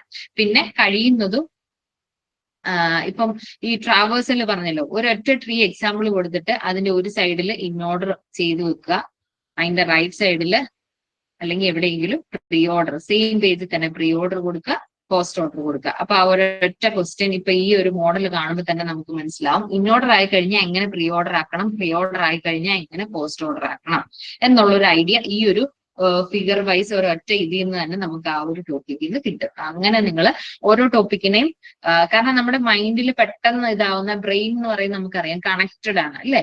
അപ്പൊ ആ കണക്റ്റഡ് ആയിട്ടുള്ള ഐഡിയ കൊണ്ടുവരാൻ വേണ്ടിയിട്ട് നിങ്ങൾ ഫിഗേഴ്സും നൊട്ടേഷൻസും അതുപോലെ തന്നെ പിക്ചർ ഓറിയന്റഡ് ആയിട്ട് കൊണ്ടുവരാൻ നോക്കുക. കാരണം എക്സാം ഹോളിൽ നമ്മൾ ഈ ഒരറ്റത്തുനിന്ന് എഴുതി വെച്ചിരിക്കുന്ന നോട്ടുകളൊന്നും ആയിരിക്കത്തില്ല. നമുക്ക് ചിലപ്പോൾ ഓർമ്മ വരുന്ന നമ്മളിങ്ങനെ ഒരു ഫിഗർ ആയിട്ടോ അല്ലെങ്കിൽ നൊട്ടേഷൻസ് ആയിട്ട് നമ്മൾ എഴുതി വെച്ചിരിക്കുന്നതൊക്കെ ആയിരിക്കും പെട്ടെന്ന് നമ്മുടെ മൈൻഡിലോട്ട് വരുന്നത്. ജസ്റ്റ് അത് മാത്രം നമ്മുടെ മൈൻഡിലോട്ട് വന്നാൽ നമുക്ക് ആൻസർ എഴുതാൻ പറ്റുന്ന ക്വസ്റ്റ്യൻസ് ആയിരിക്കും അപ്പൊ നമുക്ക് ഓർത്തെടുക്കാൻ പറ്റുന്നത്. ഓക്കെ, അതിന് വേണ്ടിയിട്ടാണ് റിവിഷൻ ടൈം ഇങ്ങനെ യൂസ് ചെയ്യേണ്ടതായിട്ട് പറയുന്നത്.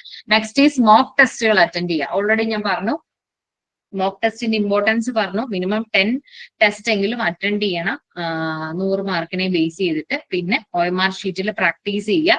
ഈ ഒരു OMR ഷീറ്റിൽ പ്രാക്ടീസ് ചെയ്യുന്നത് എന്താന്ന് പറഞ്ഞു കഴിഞ്ഞാൽ, ഞാൻ പറഞ്ഞല്ലോ ഡിസ്ക്രീറ്റ് മാത്സിന്റെ ഒക്കെ ഒരു ക്വസ്റ്റ്യൻ കിട്ടിക്കഴിഞ്ഞാൽ നമുക്കൊരു 5 മിനിറ്റ് ഒന്നും അതിനകത്ത് സ്പെൻഡ് ചെയ്യാനില്ല. സോ ആ ഒരു ടൈം ലിമിറ്റ് കവർ ചെയ്യാൻ വേണ്ടിയിട്ടാണ് കഴിയുന്നതും OMR ഷീറ്റിൽ തന്നെ പ്രാക്ടീസ് ചെയ്യുക. എങ്കിലേ നമുക്ക് ആ ഒരു സ്പീഡ് വരുള്ളൂ.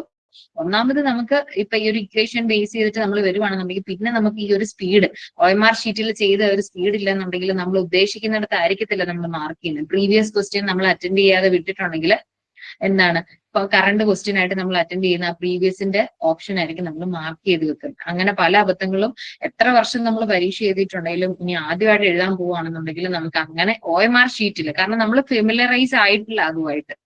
എത്ര എക്സാം എഴുതിയിട്ടുണ്ടെന്ന് പറഞ്ഞാലും ആദ്യമായിട്ട് എഴുതാൻ പോവുകയാണെന്നുണ്ടെങ്കിൽ നമ്മൾക്ക് പരിചിതമല്ലാത്തൊരു കാര്യമാണ്. സോ അതിനെ നമ്മൾ ഫെമിലറൈസ് ചെയ്തെടുക്കുക. ഏത് ടൈമിലാണ്? ഈ ഒരു റിവിഷൻ ടൈം. ഓക്കെ, പിന്നെ നമുക്ക് യൂസ് ചെയ്യാൻ പറ്റുന്ന ഏറ്റവും ബേസിക്കൽ ആയിട്ടുള്ള റെഫറൻസസ് ആണ് പറയുന്നത്. കമ്പ്യൂട്ടർ സയൻസ് ബേസ് ചെയ്തിട്ട് പറയുമെങ്കിൽ UGC net year vice 2 questions വരുന്നതാണ്. 2 ടൈം നമുക്ക് എക്സാം നടത്തുന്നതാണ് UGC നെറ്റിന്റെ കമ്പ്യൂട്ടർ സയൻസ് ബേസ്ഡ് ആയിട്ടുള്ള എക്സാം. അതിന്റെ ക്വസ്റ്റ്യൻസ് ചെയ്ത് പഠിക്കുക.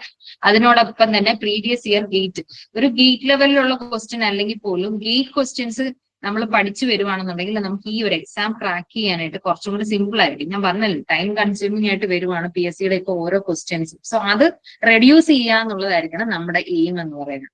പിന്നെ നമുക്കറിയാം കമ്പ്യൂട്ടർ സയൻസിന്റെ ഏറ്റവും ബേസിക് ആയിട്ടുള്ള സബ്ജക്ട്സ്, കോർ സബ്ജക്റ്റുകൾ പഠിക്കണമെന്നുണ്ടെങ്കിൽ അതിന്റെ പ്രിസ്ക്രൈബ്ഡ് ആയിട്ടുള്ള ടെക്സ്റ്റ് തന്നെ വേണം. കാരണം PSC ഇപ്പൊ ഈവൻ ഒരു ആൻസർ കീ ചലഞ്ചിലാണെങ്കിൽ പോലും PSC പ്രിപ്പയർ ചെയ്യുന്ന ഇതുപോലെയുള്ള പ്രിസ്ക്രൈബ്ഡ് ആയിട്ടുള്ള ടെക്സ്റ്റിൽ ആ കാര്യം പറഞ്ഞിട്ടുണ്ടോ ഇല്ലയോ എന്ന് മാത്രമാണ്. അല്ലെങ്കിൽ ഓതറൈസ്ഡ് ആയിട്ടുള്ള ഏതെങ്കിലും പബ്ലിക്കേഷൻ ബേസ്ഡ് ആയിട്ടുള്ള സൈറ്റിൽ ആ ഇൻഫർമേഷൻ സ്പെസിഫൈ ചെയ്തിട്ടുണ്ടായിരിക്കണം. എങ്കിൽ മാത്രമാണ് ഒരു ആൻസർ കീ ചലഞ്ചിൽ പോലും PSC അത് അക്സെപ്റ്റ് ചെയ്യുള്ളൂ. സോ ഈ ഒരു ടെക്സ്റ്റ് ബുക്ക് ബേസ്ഡ് ആയിട്ട് നമുക്ക് അത്രയും ഡെപ്തിൽ തന്നെ നമുക്ക് പഠിക്കേണ്ടതുണ്ട്. സോ അതിന് വേണ്ടിയിട്ട് ഈ ഒരു 2 സബ്ജക്റ്റിന്റെ ഈ ഒരു ടെക്സ്റ്റ് റെഫർ ചെയ്താൽ നല്ലതായിരിക്കും. കാരണം അത്രയും വാസ്റ്റ് ആണ്. അതിനകത്തെ ഓരോ ടോപ്പിക്കും കൺസെപ്റ്റും വിട്ടുപോകാതിരിക്കാൻ വേണ്ടിയിട്ടാണ് ഈ ടെക്സ്റ്റ് ബുക്ക് ഇവിടെ മെൻഷൻ ചെയ്തിരിക്കുന്നത്. ഡാറ്റാബേസിന്റെ ആണെന്നുണ്ടെങ്കിൽ സിൽവർ ഷാർട്ട്സും, കമ്പ്യൂട്ടർ നെറ്റ്വർക്സിന്റെ ആണെന്നുണ്ടെങ്കിൽ ആൻഡ്രൂ എസ് ടാനിൻബോം, അതുപോലെ തന്നെ ഫെറോസാൻ നിങ്ങൾക്ക് റെഫർ ചെയ്യാവുന്നതാണ്. ഫെറോസാൻഡൈനകത്ത് മറ്റേ ഡാറ്റ കമ്മ്യൂണിക്കേഷൻ അതൊക്കെ ഉള്ള സബ്ജക്റ്റുകളാണ്. പിന്നെ നമുക്ക് എഞ്ചിനീയറിംഗ് ബേസ്ഡ് ആയിട്ടുള്ള കോർ സബ്ജക്റ്റുകൾക്ക് ഓപ്പറേറ്റിംഗ് സിസ്റ്റം ആണെന്നുണ്ടെങ്കിൽ വീണ്ടും സിൽവർ ഷാർട്ട്സ് അതുപോലെയുള്ള ടെക്സ്റ്റ് ബുക്ക് ഒക്കെ നിങ്ങൾക്ക് യൂസ് ചെയ്യാവുന്നതാണ്. അതുപോലെ കമ്പ്യൂട്ടർ ഓർഗനൈസേഷൻ ആണെന്നുണ്ടെങ്കിൽ ഹമേഷറിന്റെ ടെക്സ്റ്റ് ബുക്ക് എക്സെട്ര. ഓക്കെ, പിന്നെ ഞാൻ പറഞ്ഞല്ലോ പ്രോഗ്രാമർ ആണ് നമ്മുടെ പോസ്റ്റ്. അതുകൊണ്ട് തന്നെ നമ്മൾ ഇംപ്ലിമെന്റേഷൻ ലെവലിൽ പ്രോഗ്രാമിംഗ് കൺസെപ്റ്റ് കൂടെ അറിഞ്ഞിരിക്കണം. അതിനായിട്ട് ഈ ഒരു HTML, അതുപോലെ CSS, PHP മുതലായിട്ടുള്ള വെബ് ബേസ്ഡ് ആയിട്ടുള്ള പ്രോഗ്രാമിംഗ് ലാംഗ്വേജുകളെല്ലാം തന്നെ ഇന്ററാക്റ്റീവ് ആയിട്ട് നിങ്ങൾ ചെയ്ത് പഠിക്കുക. എങ്കിൽ മാത്രമേ ആ ഒരു ഓപ്ഷനിൽ കാണുമ്പോൾ ഇത് എന്തിനു വേണ്ടിയിട്ടായിരുന്നു യൂസ് ചെയ്തത് എന്നുള്ളതൊക്കെ നമുക്കൊരു ഐഡിയ കിട്ടിയുള്ളൂ. സോ ഇതാണ് റെഫറൻസസ് പറയുന്നത്. ഇതൊന്ന് നോട്ട് ചെയ്യുക. നെക്സ്റ്റ് ഈസ് നമ്മുടെ കമ്പ്യൂട്ടർ സയൻസിന്റെ ഇ ബുക്ക് അവൈലബിൾ ആണ്. ഇ ബുക്ക് എന്ന് പറയുമ്പോൾ ആ ടെക്സ്റ്റ് ബുക്കിനകത്തെ അത്രയും കണ്ടന്റ് തന്നെ നമുക്ക് ഇ ബുക്കായിട്ട് അവൈലബിൾ ആണ്. അതായത് ഫിസിക്കലി നമുക്ക് കിട്ടില്ല, കാരണം കോപ്പീസ് സോൾഡ് ഔട്ട് ആയി പോയി. അതിന്റെ ഇ ബുക്ക് അവൈലബിൾ ആണ്. UGC നെറ്റ് ബേസ്ഡ് അതുപോലെ PSCയുടെ പ്രീവിയസ് ആയിട്ടുള്ള ടെക്നിക്കൽ എക്സാമിനെ ബേസ് ചെയ്തിട്ട് മാത്രം പ്രിപ്പയർ ചെയ്തിട്ടുള്ള ടെക്സ്റ്റ് ബുക്കാണ്. നമുക്കറിയാം ഇങ്ങനെ ഒരു എക്സാമിന് വേണ്ടി പ്രിപ്പയർ ചെയ്യുമ്പോൾ നമ്മൾ ലാക്ക് ചെയ്യുന്ന ഒരേ ഒരു കാര്യം എന്ന് പറയുന്നത് അതിന് പ്രോപ്പർ ഒരു ക്വസ്റ്റ്യൻ ബേസ്ഡ് ടെക്സ്റ്റ് ബുക്ക് ഇല്ല. നമ്മളെല്ലാം ഓൺലൈനിൽ പല സൈറ്റുകളെല്ലാം എടുത്ത് നോക്കിയാലും അതിനകത്തൊക്കെ നമുക്ക് എന്താണ് ചിലപ്പോൾ റിപ്പീറ്റഡ് ആയിട്ടുള്ള ക്വസ്റ്റ്യൻ തന്നെയായിരിക്കും വരുന്നത്. ഏറ്റവും ബേസിക് എന്നുള്ള റിപ്പീറ്റഡ് ആയിട്ടുള്ള ക്വസ്റ്റ്യൻസ് ആയിരിക്കും വരുന്നത്. അപ്പൊ നമുക്ക് ഒരു സബ്ജക്റ്റിനെ ബേസ് ചെയ്തിട്ട് 200 to 400 ക്വസ്റ്റ്യൻസ് വരെ ഇൻക്ലൂഡഡ് ആയിട്ടുള്ള സബ്ജക്റ്റുകളുണ്ട്. സോ നിങ്ങൾ എന്തെങ്കിലും ഒരു ടെക്സ്റ്റ് ബുക്ക് ബേസ്ഡ് സ്റ്റഡി അല്ലെങ്കിൽ നിങ്ങൾക്ക് ടോപ്പിക്സ് എല്ലാം കവർ ചെയ്തു, സോ ഇനി ക്വസ്റ്റ്യൻസ് മാത്രം ചെയ്ത് പഠിച്ചാൽ മതി എന്നുള്ള ഒരു ഓപ്ഷനിലാണെന്നുണ്ടെങ്കിൽ ഇത് നിങ്ങൾക്ക് ഒരു ഓപ്ഷൻ ആയിട്ട് കരുതാവുന്നതാണ്.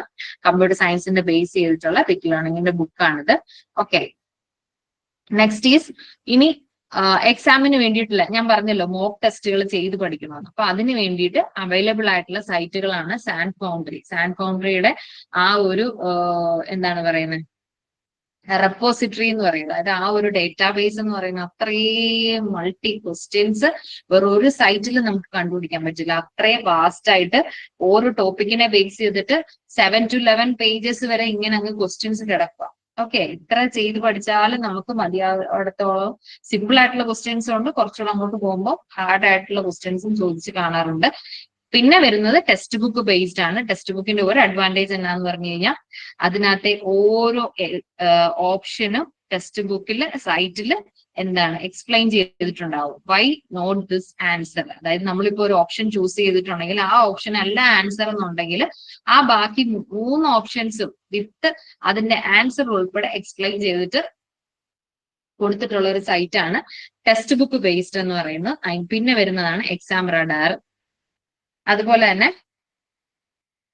മോക്ക് ടെസ്റ്റുകൾക്ക് വേണ്ടിയിട്ടും അതുപോലെ MCQ കൂടുതൽ പഠിക്കാൻ വേണ്ടിയിട്ട് എക്സാം വേദ എന്നുള്ള സൈറ്റ് ഹെൽപ്ഫുൾ ആണ്.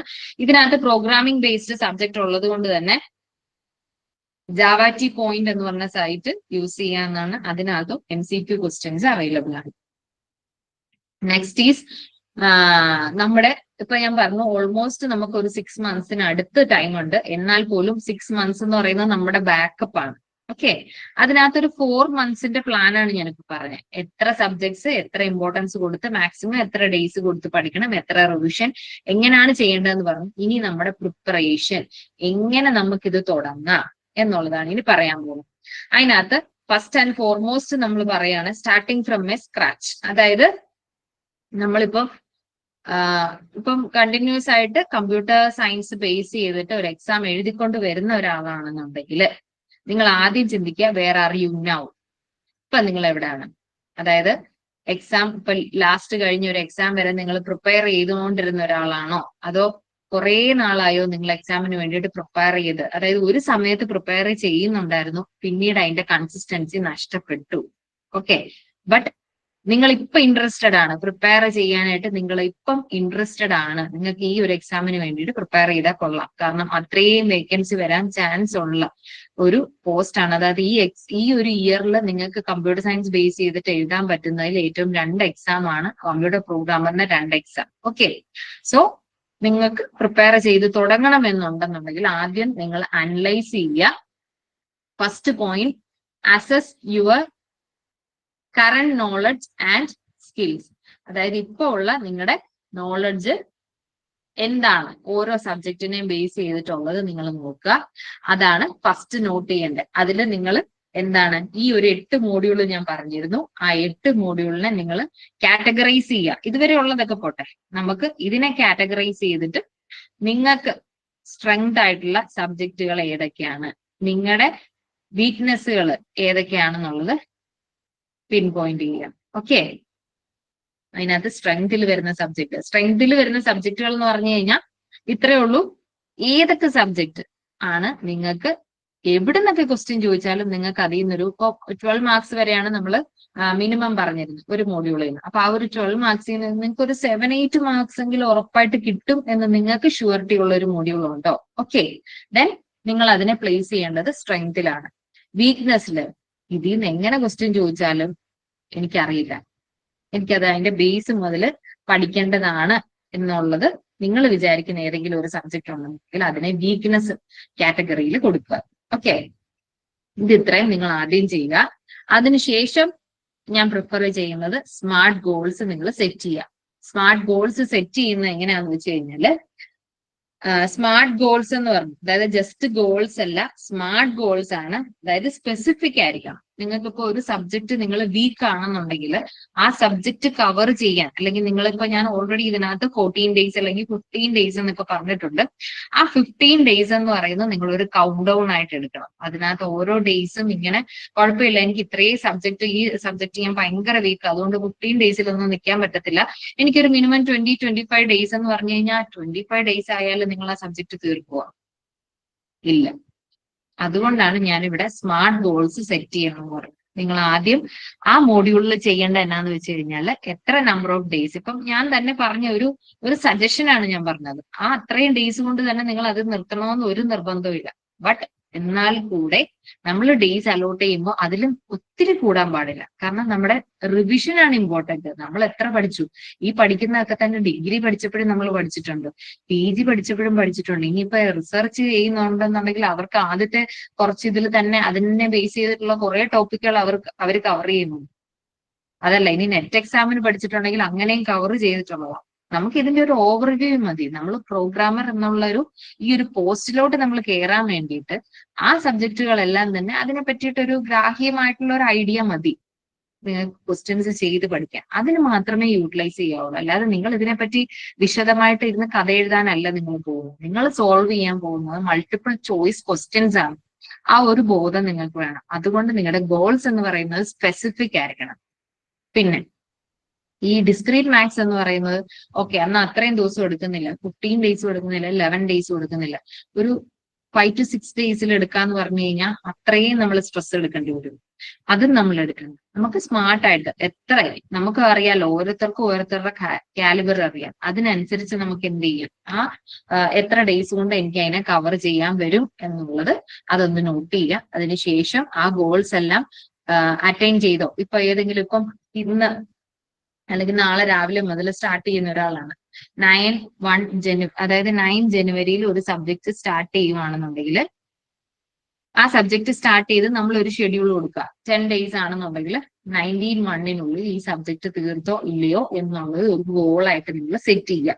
തീർത്തില്ല എന്നുണ്ടെങ്കിൽ നിങ്ങൾ തന്നെ ഒന്ന് അനലൈസ് ചെയ്യുക. വൈ നോട്ട്, എന്തുകൊണ്ടാണ് നിങ്ങൾ തീരാഞ്ഞിട്ട്? ഡെയിലി നിങ്ങൾ പഠിക്കാഞ്ഞിട്ടാണോ, ഓർ നിങ്ങൾ പഠിക്കാൻ കൂടുതൽ സമയം എടുക്കുന്നുണ്ടോ, ഓർ അങ്ങനെയാണെന്നുണ്ടെങ്കിൽ പഠിക്കാൻ കൂടുതൽ സമയം എടുക്കുന്നുണ്ടെങ്കിൽ വീണ്ടും അതിനെ അനലൈസ് ചെയ്യണം. എന്തുകൊണ്ടാണ് നിങ്ങൾ പഠിച്ചുകൊണ്ടിരിക്കുന്ന വേയുടെ രീതി യുടെ പ്രശ്നമാണോ, വീഡിയോ കണ്ടിട്ടാണോ, അല്ലെങ്കിൽ നിങ്ങൾ തന്നെത്താനെ ചെയ്ത് നോക്കുവാണോ, അല്ലെന്നുണ്ടെങ്കിൽ അത് ഒന്ന് മാറ്റി പിടിക്കുക. കാരണം ഈ ഡേയ്സിനുള്ളിൽ നിങ്ങൾക്ക് അത് നിർത്താനായിട്ട് എന്താണ് നിങ്ങൾക്ക് പോസിബിൾ വേ എന്നുള്ളത് നിങ്ങളൊന്ന് അനലൈസ് ചെയ്യും. അതുകൊണ്ടാണ് ഞാൻ ഈ ഗോൾസ് എന്നിട്ട് മീൻ ചെയ്തിരിക്കുന്നത്. ഓക്കെ. പിന്നെ പറയുന്നത് പ്രോപ്പർ ആയിട്ടുള്ള ടാർഗറ്റ്, അതാണ് പറഞ്ഞത് ഇത്ര ദിവസം കൊണ്ട് തന്നെ നിങ്ങൾ അത് നിർത്താൻ നോക്കുക. പിന്നെ നിർത്താൻ നോക്കുന്നത് മാത്രമല്ല, ഒരു പ്രോഗ്രസ് നോക്കുക. അതായത് ഇപ്പൊ ഒരു 11 ദിവസം കൊടുത്തിട്ടുണ്ട്, 5 ദിവസത്തിനുള്ളിൽ നിങ്ങൾക്ക് ഏകദേശം അറിയാൻ പറ്റും 11 ദിവസത്തിനുള്ളിൽ അത് തീരാൻ പറ്റുമോ ഇല്ലയോ. അങ്ങനെ ഉണ്ടെന്നുണ്ടെങ്കിൽ നിങ്ങൾ എന്ത് ചെയ്യണം, അതിനെ ഒന്ന് റീകറക്റ്റ് ചെയ്യണം. അതായത് 11 എന്നുള്ളത് ചിലപ്പോൾ നിങ്ങൾക്കൊന്ന് 12 അല്ലെങ്കിൽ 13 ഡേയ്സ് വരെ മാക്സിമം ഈ ഒരു സബ്ജക്റ്റിന് എനിക്ക് എടുക്കേണ്ടി വരും എന്നുള്ളതൊന്ന് അനലൈസ് ചെയ്ത് തന്നെ മുന്നോട്ട് പോവുക. ആ ഒരു പ്രോഗ്രസ് ട്രാക്ക് ചെയ്യുക. ഓക്കെ. പിന്നെ പറയുന്ന നെക്സ്റ്റ് എന്ന് പറയുന്നത് സ്ട്രക്ചേർഡ് ആയിട്ടുള്ള ഒരു സ്റ്റഡി ഷെഡ്യൂൾ ഉണ്ടാക്കുക. ഇതിന്റെ ഇമ്പോർട്ടൻസ് എന്താന്ന് പറഞ്ഞു കഴിഞ്ഞാല്, നമുക്ക് ഓരോരുത്തർക്കും അലോട്ട് ചെയ്ത് കിട്ടുന്ന 24 hours ആണ് ഒരു ഡേ, അല്ലെ? അതിനകത്ത് എല്ലാവരും തന്നെ ഈ ഒരു PSC എക്സാമിന് വേണ്ടി പ്രിപ്പയർ ചെയ്യുന്നതെന്ന് പറഞ്ഞു കഴിഞ്ഞാൽ എനിക്കൊരു പെർമനന്റ് സെറ്റിൽമെന്റ് വേണം എന്നുള്ളവർ മാത്രമാണ് ഈ എക്സാം. അല്ലാതെ ടൈം പാസിന് PSC എക്സാം എഴുതുന്ന ആരെങ്കിലും ഉണ്ടോ? ഇല്ല എന്നാണ് എന്റെ വിശ്വാസം. അപ്പം നമ്മൾ ചെയ്യേണ്ട ഒരു കാര്യം, നമ്മൾ ഇപ്പൊ വർക്ക് ചെയ്യുവാണോ, അല്ലാന്നുണ്ടെങ്കിൽ വീട്ടിലിപ്പം PSC എക്സാമിന് വേണ്ടിയിട്ട് മാത്രം പ്രിപ്പയർ ചെയ്യാൻ ജോബ് റിസൈൻ ചെയ്തിട്ടുള്ള ഒരുപാട് പേരുണ്ട്, വർക്ക് സ്ട്രെസ് കാരണം, അങ്ങനെയൊക്കെ. അപ്പൊ നിങ്ങൾക്ക് ചെയ്യാൻ പറ്റുന്ന ഒരു കാര്യം എന്ന് പറഞ്ഞു കഴിഞ്ഞാൽ സ്റ്റഡി ഷെഡ്യൂൾ നിങ്ങൾ ഫിക്സ് ചെയ്തിരിക്കണം. അല്ലാതെ നിങ്ങൾക്ക് തോന്നുമ്പോൾ പഠിക്കാം എന്നുള്ളൊരു സ്ട്രാറ്റജിയാണ് നിങ്ങൾ എടുക്കുന്നതെന്നുണ്ടെങ്കിൽ നിങ്ങൾ ഈ ഒരു എക്സാം ക്രാക്ക് ചെയ്തെടുക്കുക എന്നുള്ളതിന് ചാൻസ് കുറവാണ്.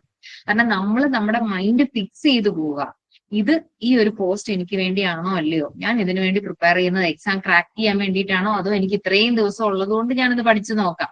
അങ്ങനെയല്ല. നിങ്ങൾ പ്രോപ്പർ ആയിട്ടുള്ള ഒരു സ്റ്റഡി ഷെഡ്യൂൾ നിങ്ങൾ സെറ്റ് ചെയ്യുക. ഇത്ര ദിവസം കൊണ്ട് ആ ഇത്ര ദിവസത്തിനുള്ളിൽ ഒരു ദിവസം ഞാൻ ഇത്ര മണിക്കൂർ എടുത്തെങ്കിൽ മാത്രമേ എനിക്കിത് കവർ ചെയ്ത് പോകാൻ പറ്റുള്ളൂ എന്നുള്ളൊരു ഒരു ക്ലിയർ കട്ടായിട്ടുള്ള ഒരു ഐഡിയ നിങ്ങൾക്ക് വേണം. ദെൻ നിങ്ങൾ പ്ലാൻ ചെയ്യുക. ഇപ്പൊ ഞാൻ ഈ ഒരു ഡേയ്സിന്റെ കാര്യം പറഞ്ഞു, എന്നിട്ട് നിങ്ങൾ പ്ലാൻ ചെയ്യുക.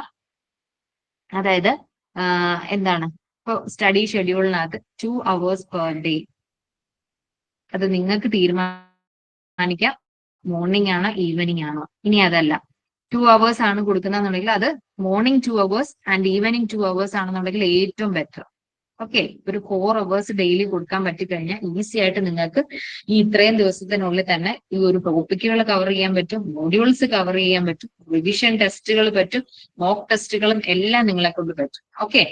അതുപോലെ തന്നെ ഇപ്പൊ ഇനി എക്സാം ഡേറ്റ് ആയി, അങ്ങനെ ഉണ്ടെന്നുണ്ടെങ്കിൽ നിങ്ങൾ എന്ത് ചെയ്യണം, ഈ 4 hours കൂടെ എങ്ങനെ പോയാലും ഒരു 1 or 2 hours കൂടെ നിങ്ങൾ ആഡ് ചെയ്യാൻ നോക്കും. അതല്ലാന്നുണ്ടെങ്കിൽ കൺസിസ്റ്റന്റ് ആയിട്ട് പഠിക്കുവാണെന്നുണ്ടെങ്കിൽ എന്റെ ഒരു അഭിപ്രായത്തിൽ ഈ ഒരു 2 hours തന്നെ ഡെയിലി. പക്ഷെ ആ 2 hours പിന്നെ നിങ്ങൾ കുറയ്ക്കാൻ പാടില്ല.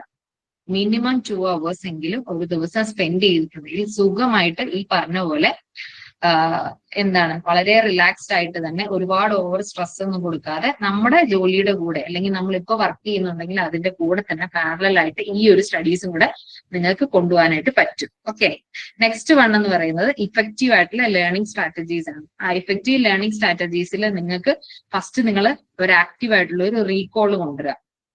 നിങ്ങൾ പഠിക്കുന്ന എന്താണ്, ഏത് സബ്ജക്റ്റ് ആണ്, അതിനകത്ത് എന്തൊക്കെ കവർ ചെയ്യാനുണ്ട്. ഇപ്പൊ ഡാറ്റ സ്ട്രക്ചർ എടുക്കുന്നുണ്ടെങ്കിൽ ട്രീ എന്താണ്, ഗ്രാഫ് എന്താണെന്നുള്ളത് പഠിച്ചുകൊണ്ടിരിക്കാതെ അതിനകത്ത് എന്തൊക്കെയാണുള്ളത്, അതിനകത്ത് ക്വസ്റ്റ്യൻ ചോദിക്കുന്ന ഏതൊക്കെ പോർഷൻ ആണ് എന്നുള്ളത് റീകോൾ ചെയ്തുകൊണ്ട് തന്നെ പഠിക്കുക. പിന്നെ റെപ്പറ്റീഷൻ, അതായത് റെഗുലർ ആയിട്ടുള്ള ഇന്റർവെല്ലിൽ എന്ത് ചെയ്യണം, നിങ്ങൾ റിപ്പീറ്റ് ചെയ്തുകൊണ്ടിരിക്കണം. റീകോൾ ചെയ്യണം, റിപ്പീറ്റ് ചെയ്യണം. റീകോൾ ചെയ്യണം എന്ന് പറഞ്ഞു കഴിഞ്ഞാൽ എന്താണോ പഠിക്കുന്നതിനെ പറ്റി ഒരു അവബോധം ഉണ്ടാക്കുക, അതിനെ തന്നെ എന്ത് ചെയ്യുക, റിപ്പീറ്റ് ചെയ്തുകൊണ്ടിരിക്കുക.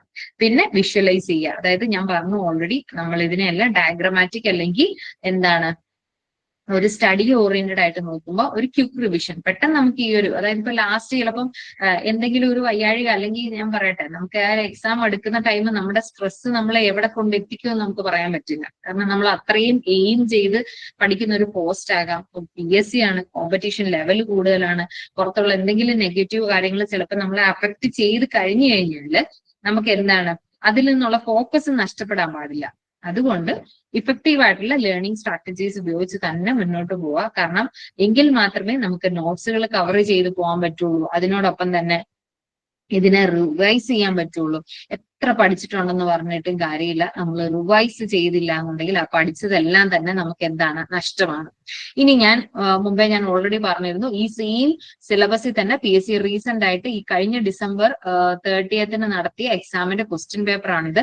നിങ്ങൾ നോക്കി മാത്സിൽ നിന്ന് ചോദിച്ചിരിക്കുന്ന ക്വസ്റ്റ്യൻസ് കണ്ടോ? ഇതൊന്നും പഠിക്കാതിരിക്കുന്ന ഒരാൾക്ക് ഇത് പോയി അറ്റൻഡ് ചെയ്ത് കഴിഞ്ഞാൽ അങ്ങ് +2 ലെവലില് പിള്ളേരെ അല്ലെങ്കിൽ നമ്മളെ പഠിപ്പിച്ചിരുന്ന ടീച്ചേഴ്സിനെ വരെ ഓർത്തെടുത്ത് പഠിക്കേണ്ട ഒരു അവസ്ഥ വരും, അല്ലെ? ജസ്റ്റ് ഒന്ന് നോക്കി എന്ത് സിമ്പിൾ ആയിരുന്നു മാത്സിന്റെ ക്വസ്റ്റ്യൻസ് എന്ന്.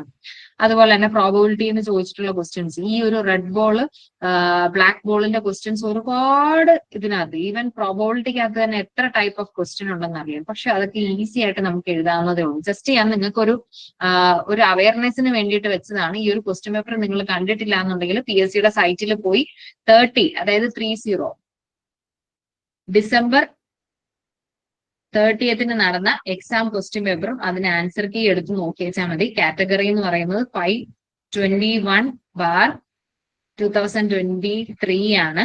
കാറ്റഗറി അസിസ്റ്റന്റ് ഡേറ്റാബേസ് അഡ്മിനിസ്ട്രേറ്റർ ആണ്. നിങ്ങളിപ്പം ഞാൻ പറഞ്ഞല്ലോ, ഒരു സ്ക്രാച്ചിൽ നിന്ന് സ്റ്റാർട്ട് ചെയ്യാനിരിക്കുന്ന ഒരാളാണെന്നുണ്ടെങ്കിൽ ഈ ഒരു ക്വസ്റ്റ്യൻ പേപ്പർ സ്റ്റാർട്ട് ചെയ്തുകൊണ്ടായിരിക്കട്ടെ നിങ്ങളുടെ പ്രോഗ്രാമറിന് വേണ്ടിയിട്ടുള്ള സ്റ്റഡീസ്.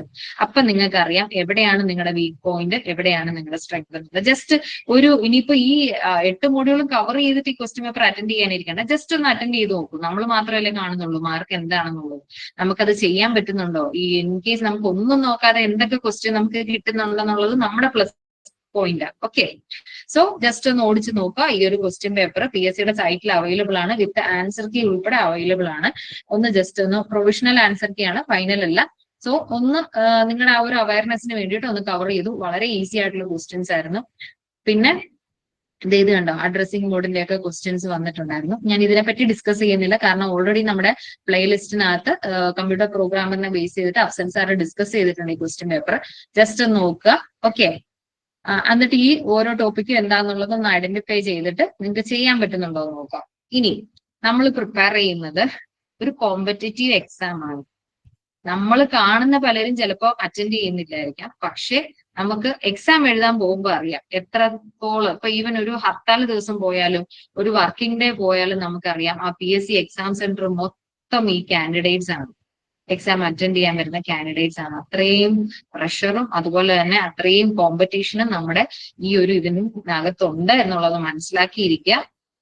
അതുകൊണ്ട് നിങ്ങൾ ചെയ്യേണ്ട, അതായത് നമ്മൾ ഫിസിക്കലി നമ്മൾ എത്ര ആക്ടിവിറ്റി ചെയ്തെന്ന് പറഞ്ഞു. ഇപ്പൊ ഞാൻ പറയട്ടെ, ജിമ്മിൽ പോയി അല്ലെങ്കിൽ ഒരു ദിവസം നമ്മൾ 1 മണിക്കൂർ നടക്കുന്നുണ്ട്, ഒരു 3-4 കിലോമീറ്റർ നടക്കുന്നുണ്ട് എന്ന് പറഞ്ഞു കഴിഞ്ഞാലും വീട്ടിൽ വന്ന് നമ്മളൊരു ½ ആൻ അവർ റെസ്റ്റ് ചെയ്ത് കഴിഞ്ഞാൽ നമ്മൾ എന്താവും, കംപ്ലീറ്റ്ലി സ്റ്റേബിൾ ആവും, ഇല്ലേ? നമ്മൾ പിന്നെ ആവശ്യത്തിന് ഫുഡും വെള്ളവും കുടിച്ചു കഴിഞ്ഞാൽ നമ്മുടെ ആ ക്ഷീണം എവിടെ പോയെന്ന് നമ്മൾ അറിയില്ല.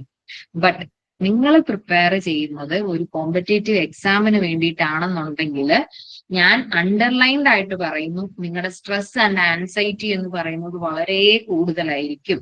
അതുകൊണ്ട് മാത്രമാണ് ഞാൻ ഈ ഒരു കൺസെപ്റ്റും കൂടെ ഇവിടെ ഇൻക്ലൂഡ് ചെയ്തിരിക്കുന്നത്. നിങ്ങൾ പ്രിപ്പയർ ചെയ്യുമ്പോൾ നിങ്ങളുടെ മെന്റൽ ഹെൽത്ത് ആണ് ഏറ്റവും ഇമ്പോർട്ടന്റ്.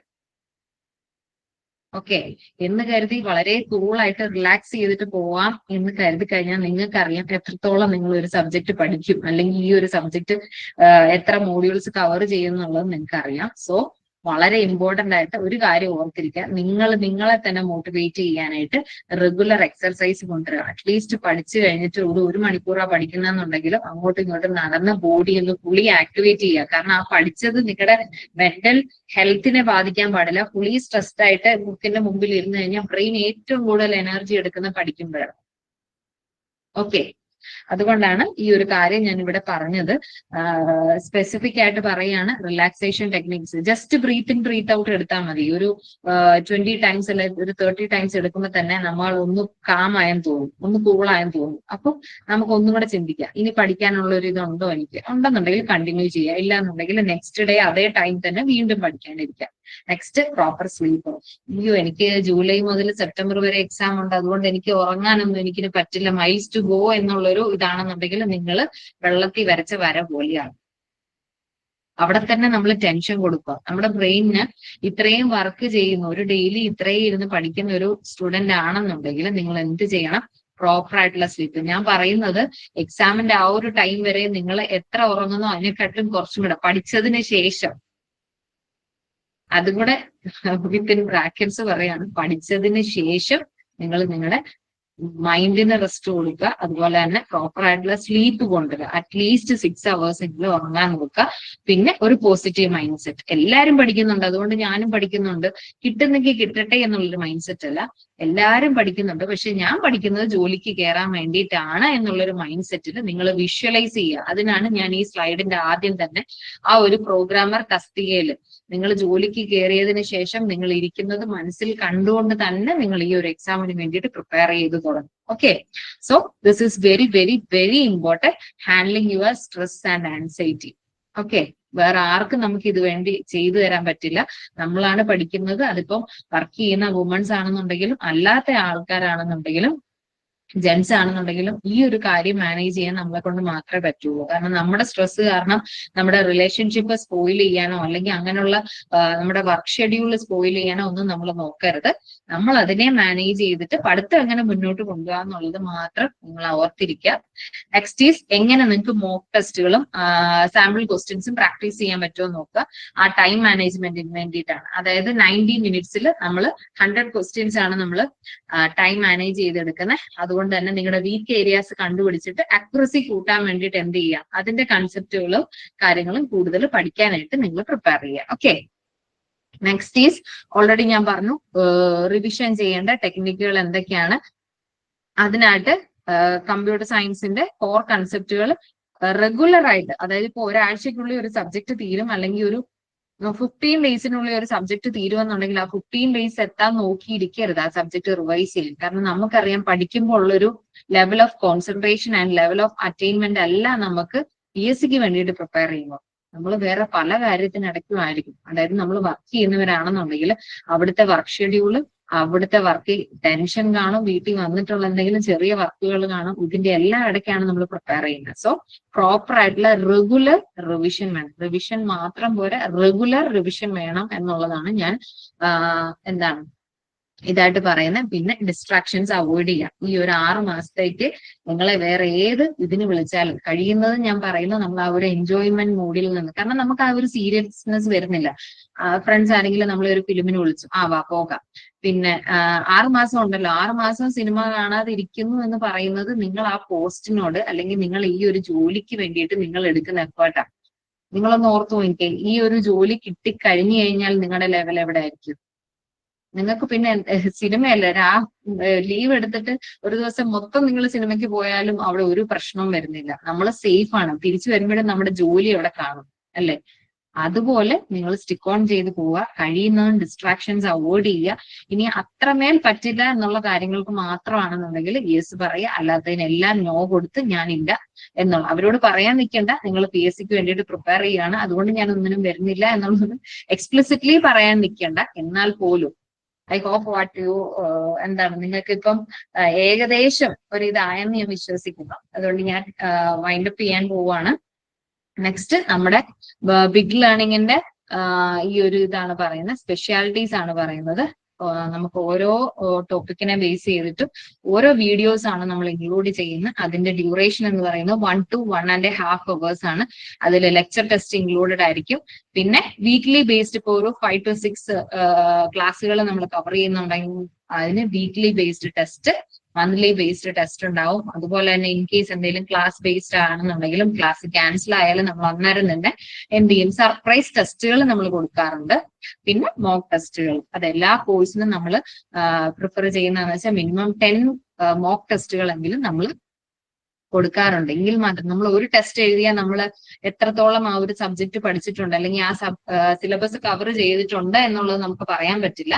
അതുകൊണ്ട് ഒരു മിനിമം 10, അതിപ്പോ നിങ്ങൾ കോഴ്സ് എടുക്കുന്നുണ്ടെങ്കിലും എവിടെ കോച്ചിങ്ങിന് പോയിട്ടുണ്ടെങ്കിലും നിങ്ങൾ തന്നെ ആ ഒരു 10, നമ്മളിപ്പം SSLCക്ക് ആണെങ്കിൽ പോലും നമ്മളൊക്കെ പഠിക്കുന്ന ടൈമിലാണെന്നുണ്ടെങ്കിലും എന്താണ് എല്ലാരും പറയും മിനിമം ഒരു 10 വർഷത്തെയെങ്കിലും. ആ 10 എന്ന് പറയുന്നത് ഏറ്റവും മോസ്റ്റ് ആണ് പറയും. അത്രയും എടുത്തു കഴിഞ്ഞാൽ നമുക്ക് അത്രയും നോളജ് ലെവൽ അറ്റൈൻ ചെയ്യാൻ പറ്റും എന്നുള്ളതാണ് ഉദ്ദേശിക്കുന്നത്. ഓക്കെ, അതുപോലെയാണ് ഡെഡിക്കേറ്റഡ് ആയിട്ടുള്ള വാട്സപ്പ് ഗ്രൂപ്പ് ഉണ്ടാകും നമുക്ക്. ആ ഗ്രൂപ്പിൽ ഒരു മെന്റർ ഉണ്ടാവും 24/7. നിങ്ങൾക്ക് എന്ത് ഡൗട്ട് ഉണ്ടെങ്കിലും മെന്ററിനോട് ചോദിക്കാം. ആ മെന്റർ അതുപോലെ തന്നെ റെസ്പോണ്ട് ചെയ്ത് നിങ്ങളുടെ ഡൗട്ട് ക്ലാരിഫൈ ചെയ്ത് തരുന്നു. ഓക്കെ, നെക്സ്റ്റ് ഈസ് നമ്മുടെ ടെലിഗ്രാം ഗ്രൂപ്പ് ഉണ്ട്. കമ്പ്യൂട്ടർ പ്രോഗ്രാമർ അല്ലെങ്കിൽ ഓപ്പറേറ്ററിനെ ബേസ് ചെയ്തിട്ട് ഇതിനകത്ത് PYQs വരാറുണ്ട്. അതുപോലെ തന്നെ പോൾ ബേസ്ഡ് ആയിട്ടുള്ള ക്വസ്റ്റ്യൻസും MCQസും നമ്മൾ ഇൻക്ലൂഡ് ചെയ്യുന്നുണ്ട്. അപ്പൊ ഈ ഒരു ടെലിഗ്രാം ഗ്രൂപ്പിൽ നിങ്ങൾ ജോയിൻ ചെയ്യാനായിട്ട് ശ്രദ്ധിക്കുക. നെക്സ്റ്റ് ഈസ് നമ്മുടെ ഏറ്റവും ലാസ്റ്റ് നടന്ന പ്രോഗ്രാമർ യൂണിവേഴ്സിറ്റീസ് ഇൻ കേരളയിൽ ബിഗ് ലേണിംഗിന്റെ റിസൾട്ട് ആണ് ഈ കാണിക്കുന്നത്. Majority of them got placed. അതായത് പ്രോഗ്രാമർ പോസ്റ്റിൽ ഇപ്പം എല്ലാവരും തന്നെ വർക്ക് ചെയ്ത് വരികയാണ്. ഓൾമോസ്റ്റ് നമ്മുടെ ഫാക്കൽറ്റീസ് എല്ലാം ഉണ്ട് ഇതിനകത്ത്. സനീത് സാർ ഉണ്ട്, ഫസീല മാം ഉണ്ട്. അങ്ങനെ അപ്പം എന്താണ് നിങ്ങൾ ഈ ഒരു എക്സാമിനെ ബേസ് ചെയ്തിട്ട് നമ്മുടെ റിസൾട്ട്സ് ആണിത്. സോ ഓൾറെഡി നമ്മൾ കമ്പ്യൂട്ടർ പ്രോഗ്രാമറിനെ ബേസ് ചെയ്തിട്ടുള്ള പ്രീമിയം ബാച്ച് സ്റ്റാർട്ട് ചെയ്തിരിക്കുന്നു. ഇപ്പം ഈ ഒരു എക്സാം, അതായത് ഇനിയിപ്പോ ഈ ഒരു ഇയറിൽ നമുക്ക് കവർ ചെയ്യാന്ന് പറഞ്ഞു കഴിഞ്ഞാൽ ഈ 2 എക്സാം അല്ലാതെ നോട്ടിഫിക്കേഷൻസ് ഒന്നും തന്നെ വന്നിട്ടില്ല. ഇനി ഏതൊക്കെ വരുമെന്ന് നമുക്ക് അറിവില്ല. അതുകൊണ്ട് തന്നെ ഈ ഒരു എക്സാമിനെ നിങ്ങൾ എന്താണ് ഏറ്റവും ഇമ്പോർട്ടൻസ് കൊടുത്ത് തന്നെ പഠിക്കാനായിട്ട് ശ്രദ്ധിക്കുക. ഓക്കെ, അപ്പം അഡ്മിഷൻസ് എന്തെങ്കിലും ക്വറീസ് അതുപോലെ ഉണ്ടെന്നുണ്ടെങ്കിൽ ഈ ഒരു നമ്പറിൽ കോൺടാക്ട് ചെയ്യുക. ദെൻ ഈ ഒരു ന്യൂ ഇയറിൽ എന്റെ ഫസ്റ്റ് സെഷൻ ആയിരുന്നു. അതുകൊണ്ട് ഞാൻ പറയാണ്, നിങ്ങൾ ഈ ന്യൂ ഇയറിൽ ഏറ്റവും ആപ്റ്റ് ആയിട്ടുള്ള ടൈമാണ്. നിങ്ങളുടെ തോട്ട്, അതായത് ഈ ഒരു നമ്മൾ ന്യൂ ഇയർ റെസൊല്യൂഷൻ ഒക്കെ എടുക്കുമല്ലോ എന്ന് പറഞ്ഞ പോലെ ഈ ഒരു ഇയറിൽ നിങ്ങൾ എല്ലാവരും ഈ ഒരു ജോലിയിൽ എത്തിപ്പെടാനായിട്ട് ഡൈവേർട്ട് ചെയ്ത് നിങ്ങളുടെ തോട്ട് കൊണ്ടുപോകാനുള്ള ടൈമാണ്. അതുകൊണ്ട് എല്ലാവരും സ്പെസിഫിക്കലി ഈ ഒരു പോസ്റ്റിന് വേണ്ടിയിട്ട് പ്രിപ്പയർ ചെയ്യാം. എല്ലാവർക്കും എല്ലാവിധ ആശംസകളും. എന്തെങ്കിലും ഡൗട്ട് ഉണ്ടെങ്കിൽ നിങ്ങൾക്ക് ചോദിക്കാം. അൺമ്യൂട്ട് ചെയ്തിട്ട് ചോദിക്കാന്നാണ്.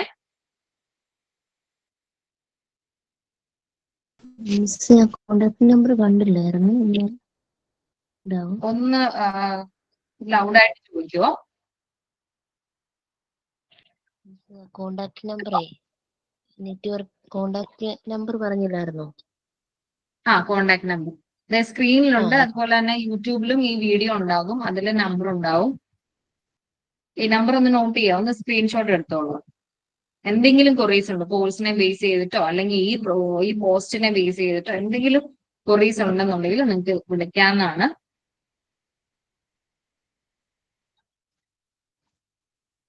വേക്കൻസീസ് ഉണ്ടാവും. ഇപ്പൊ നമുക്ക് സ്റ്റാറ്റസ് ഓഫ് പോസ്റ്റിൽ വളരെ കുറച്ച് വേക്കൻസീസ് മാത്രമാണ്. പക്ഷെ നിങ്ങൾ അറിഞ്ഞിരിക്കുക, ഒരു 3 വർഷ കാലാവധിയിലായിരിക്കും നമ്മുടെ ഓരോ റാങ്ക് ലിസ്റ്റും വരുന്നത്. അതുകൊണ്ട് തന്നെ ഈ ഒരു പോസ്റ്റ് നമ്മുടെ ടെക്നിക്കൽ എഡ്യൂക്കേഷൻ ബേസ്ഡ് ആണെന്നുണ്ടെങ്കിൽ എഞ്ചിനീയറിംഗ് കോളേജസ് ആണ്. ഗവൺമെന്റ് എഞ്ചിനീയറിംഗ് കോളേജസിലെ ഓരോ ഡിപ്പാർട്ട്മെന്റ് വൈസ് ഒക്കെയാണ് പ്രോഗ്രാമർ ഈ റിസൾട്ട് ഇടാനും അതുപോലെയുള്ള കാര്യങ്ങൾക്കും പിന്നെ കുറച്ച് പ്രോഗ്രാമിംഗ് ബേസ്ഡ് ആയിട്ടുള്ള ടാസ്കിന് വേണ്ടിയിട്ടാണ് കമ്പ്യൂട്ടർ പ്രോഗ്രാമർ എന്നൊരു തസ്തിക തന്നെ വരുന്നത്. അതുകൊണ്ട് വേക്കൻസീസിനെ പറ്റിയിട്ടൊന്നും നിങ്ങൾ വ്യാകുലപ്പെടേണ്ട. ഓൾമോസ്റ്റ് നല്ല വേക്കൻസി വരാൻ ഇതുള്ളതാണ്, കൂടാനേ ചാൻസ് ഉള്ളൂ.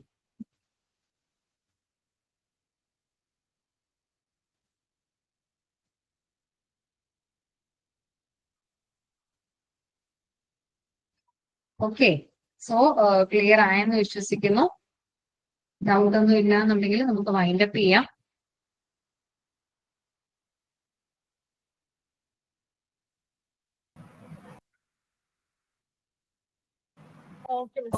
ഓക്കെ then വൈൻഡപ്പ് ചെയ്യാം. Okay, thank you then. All the best for your preparations.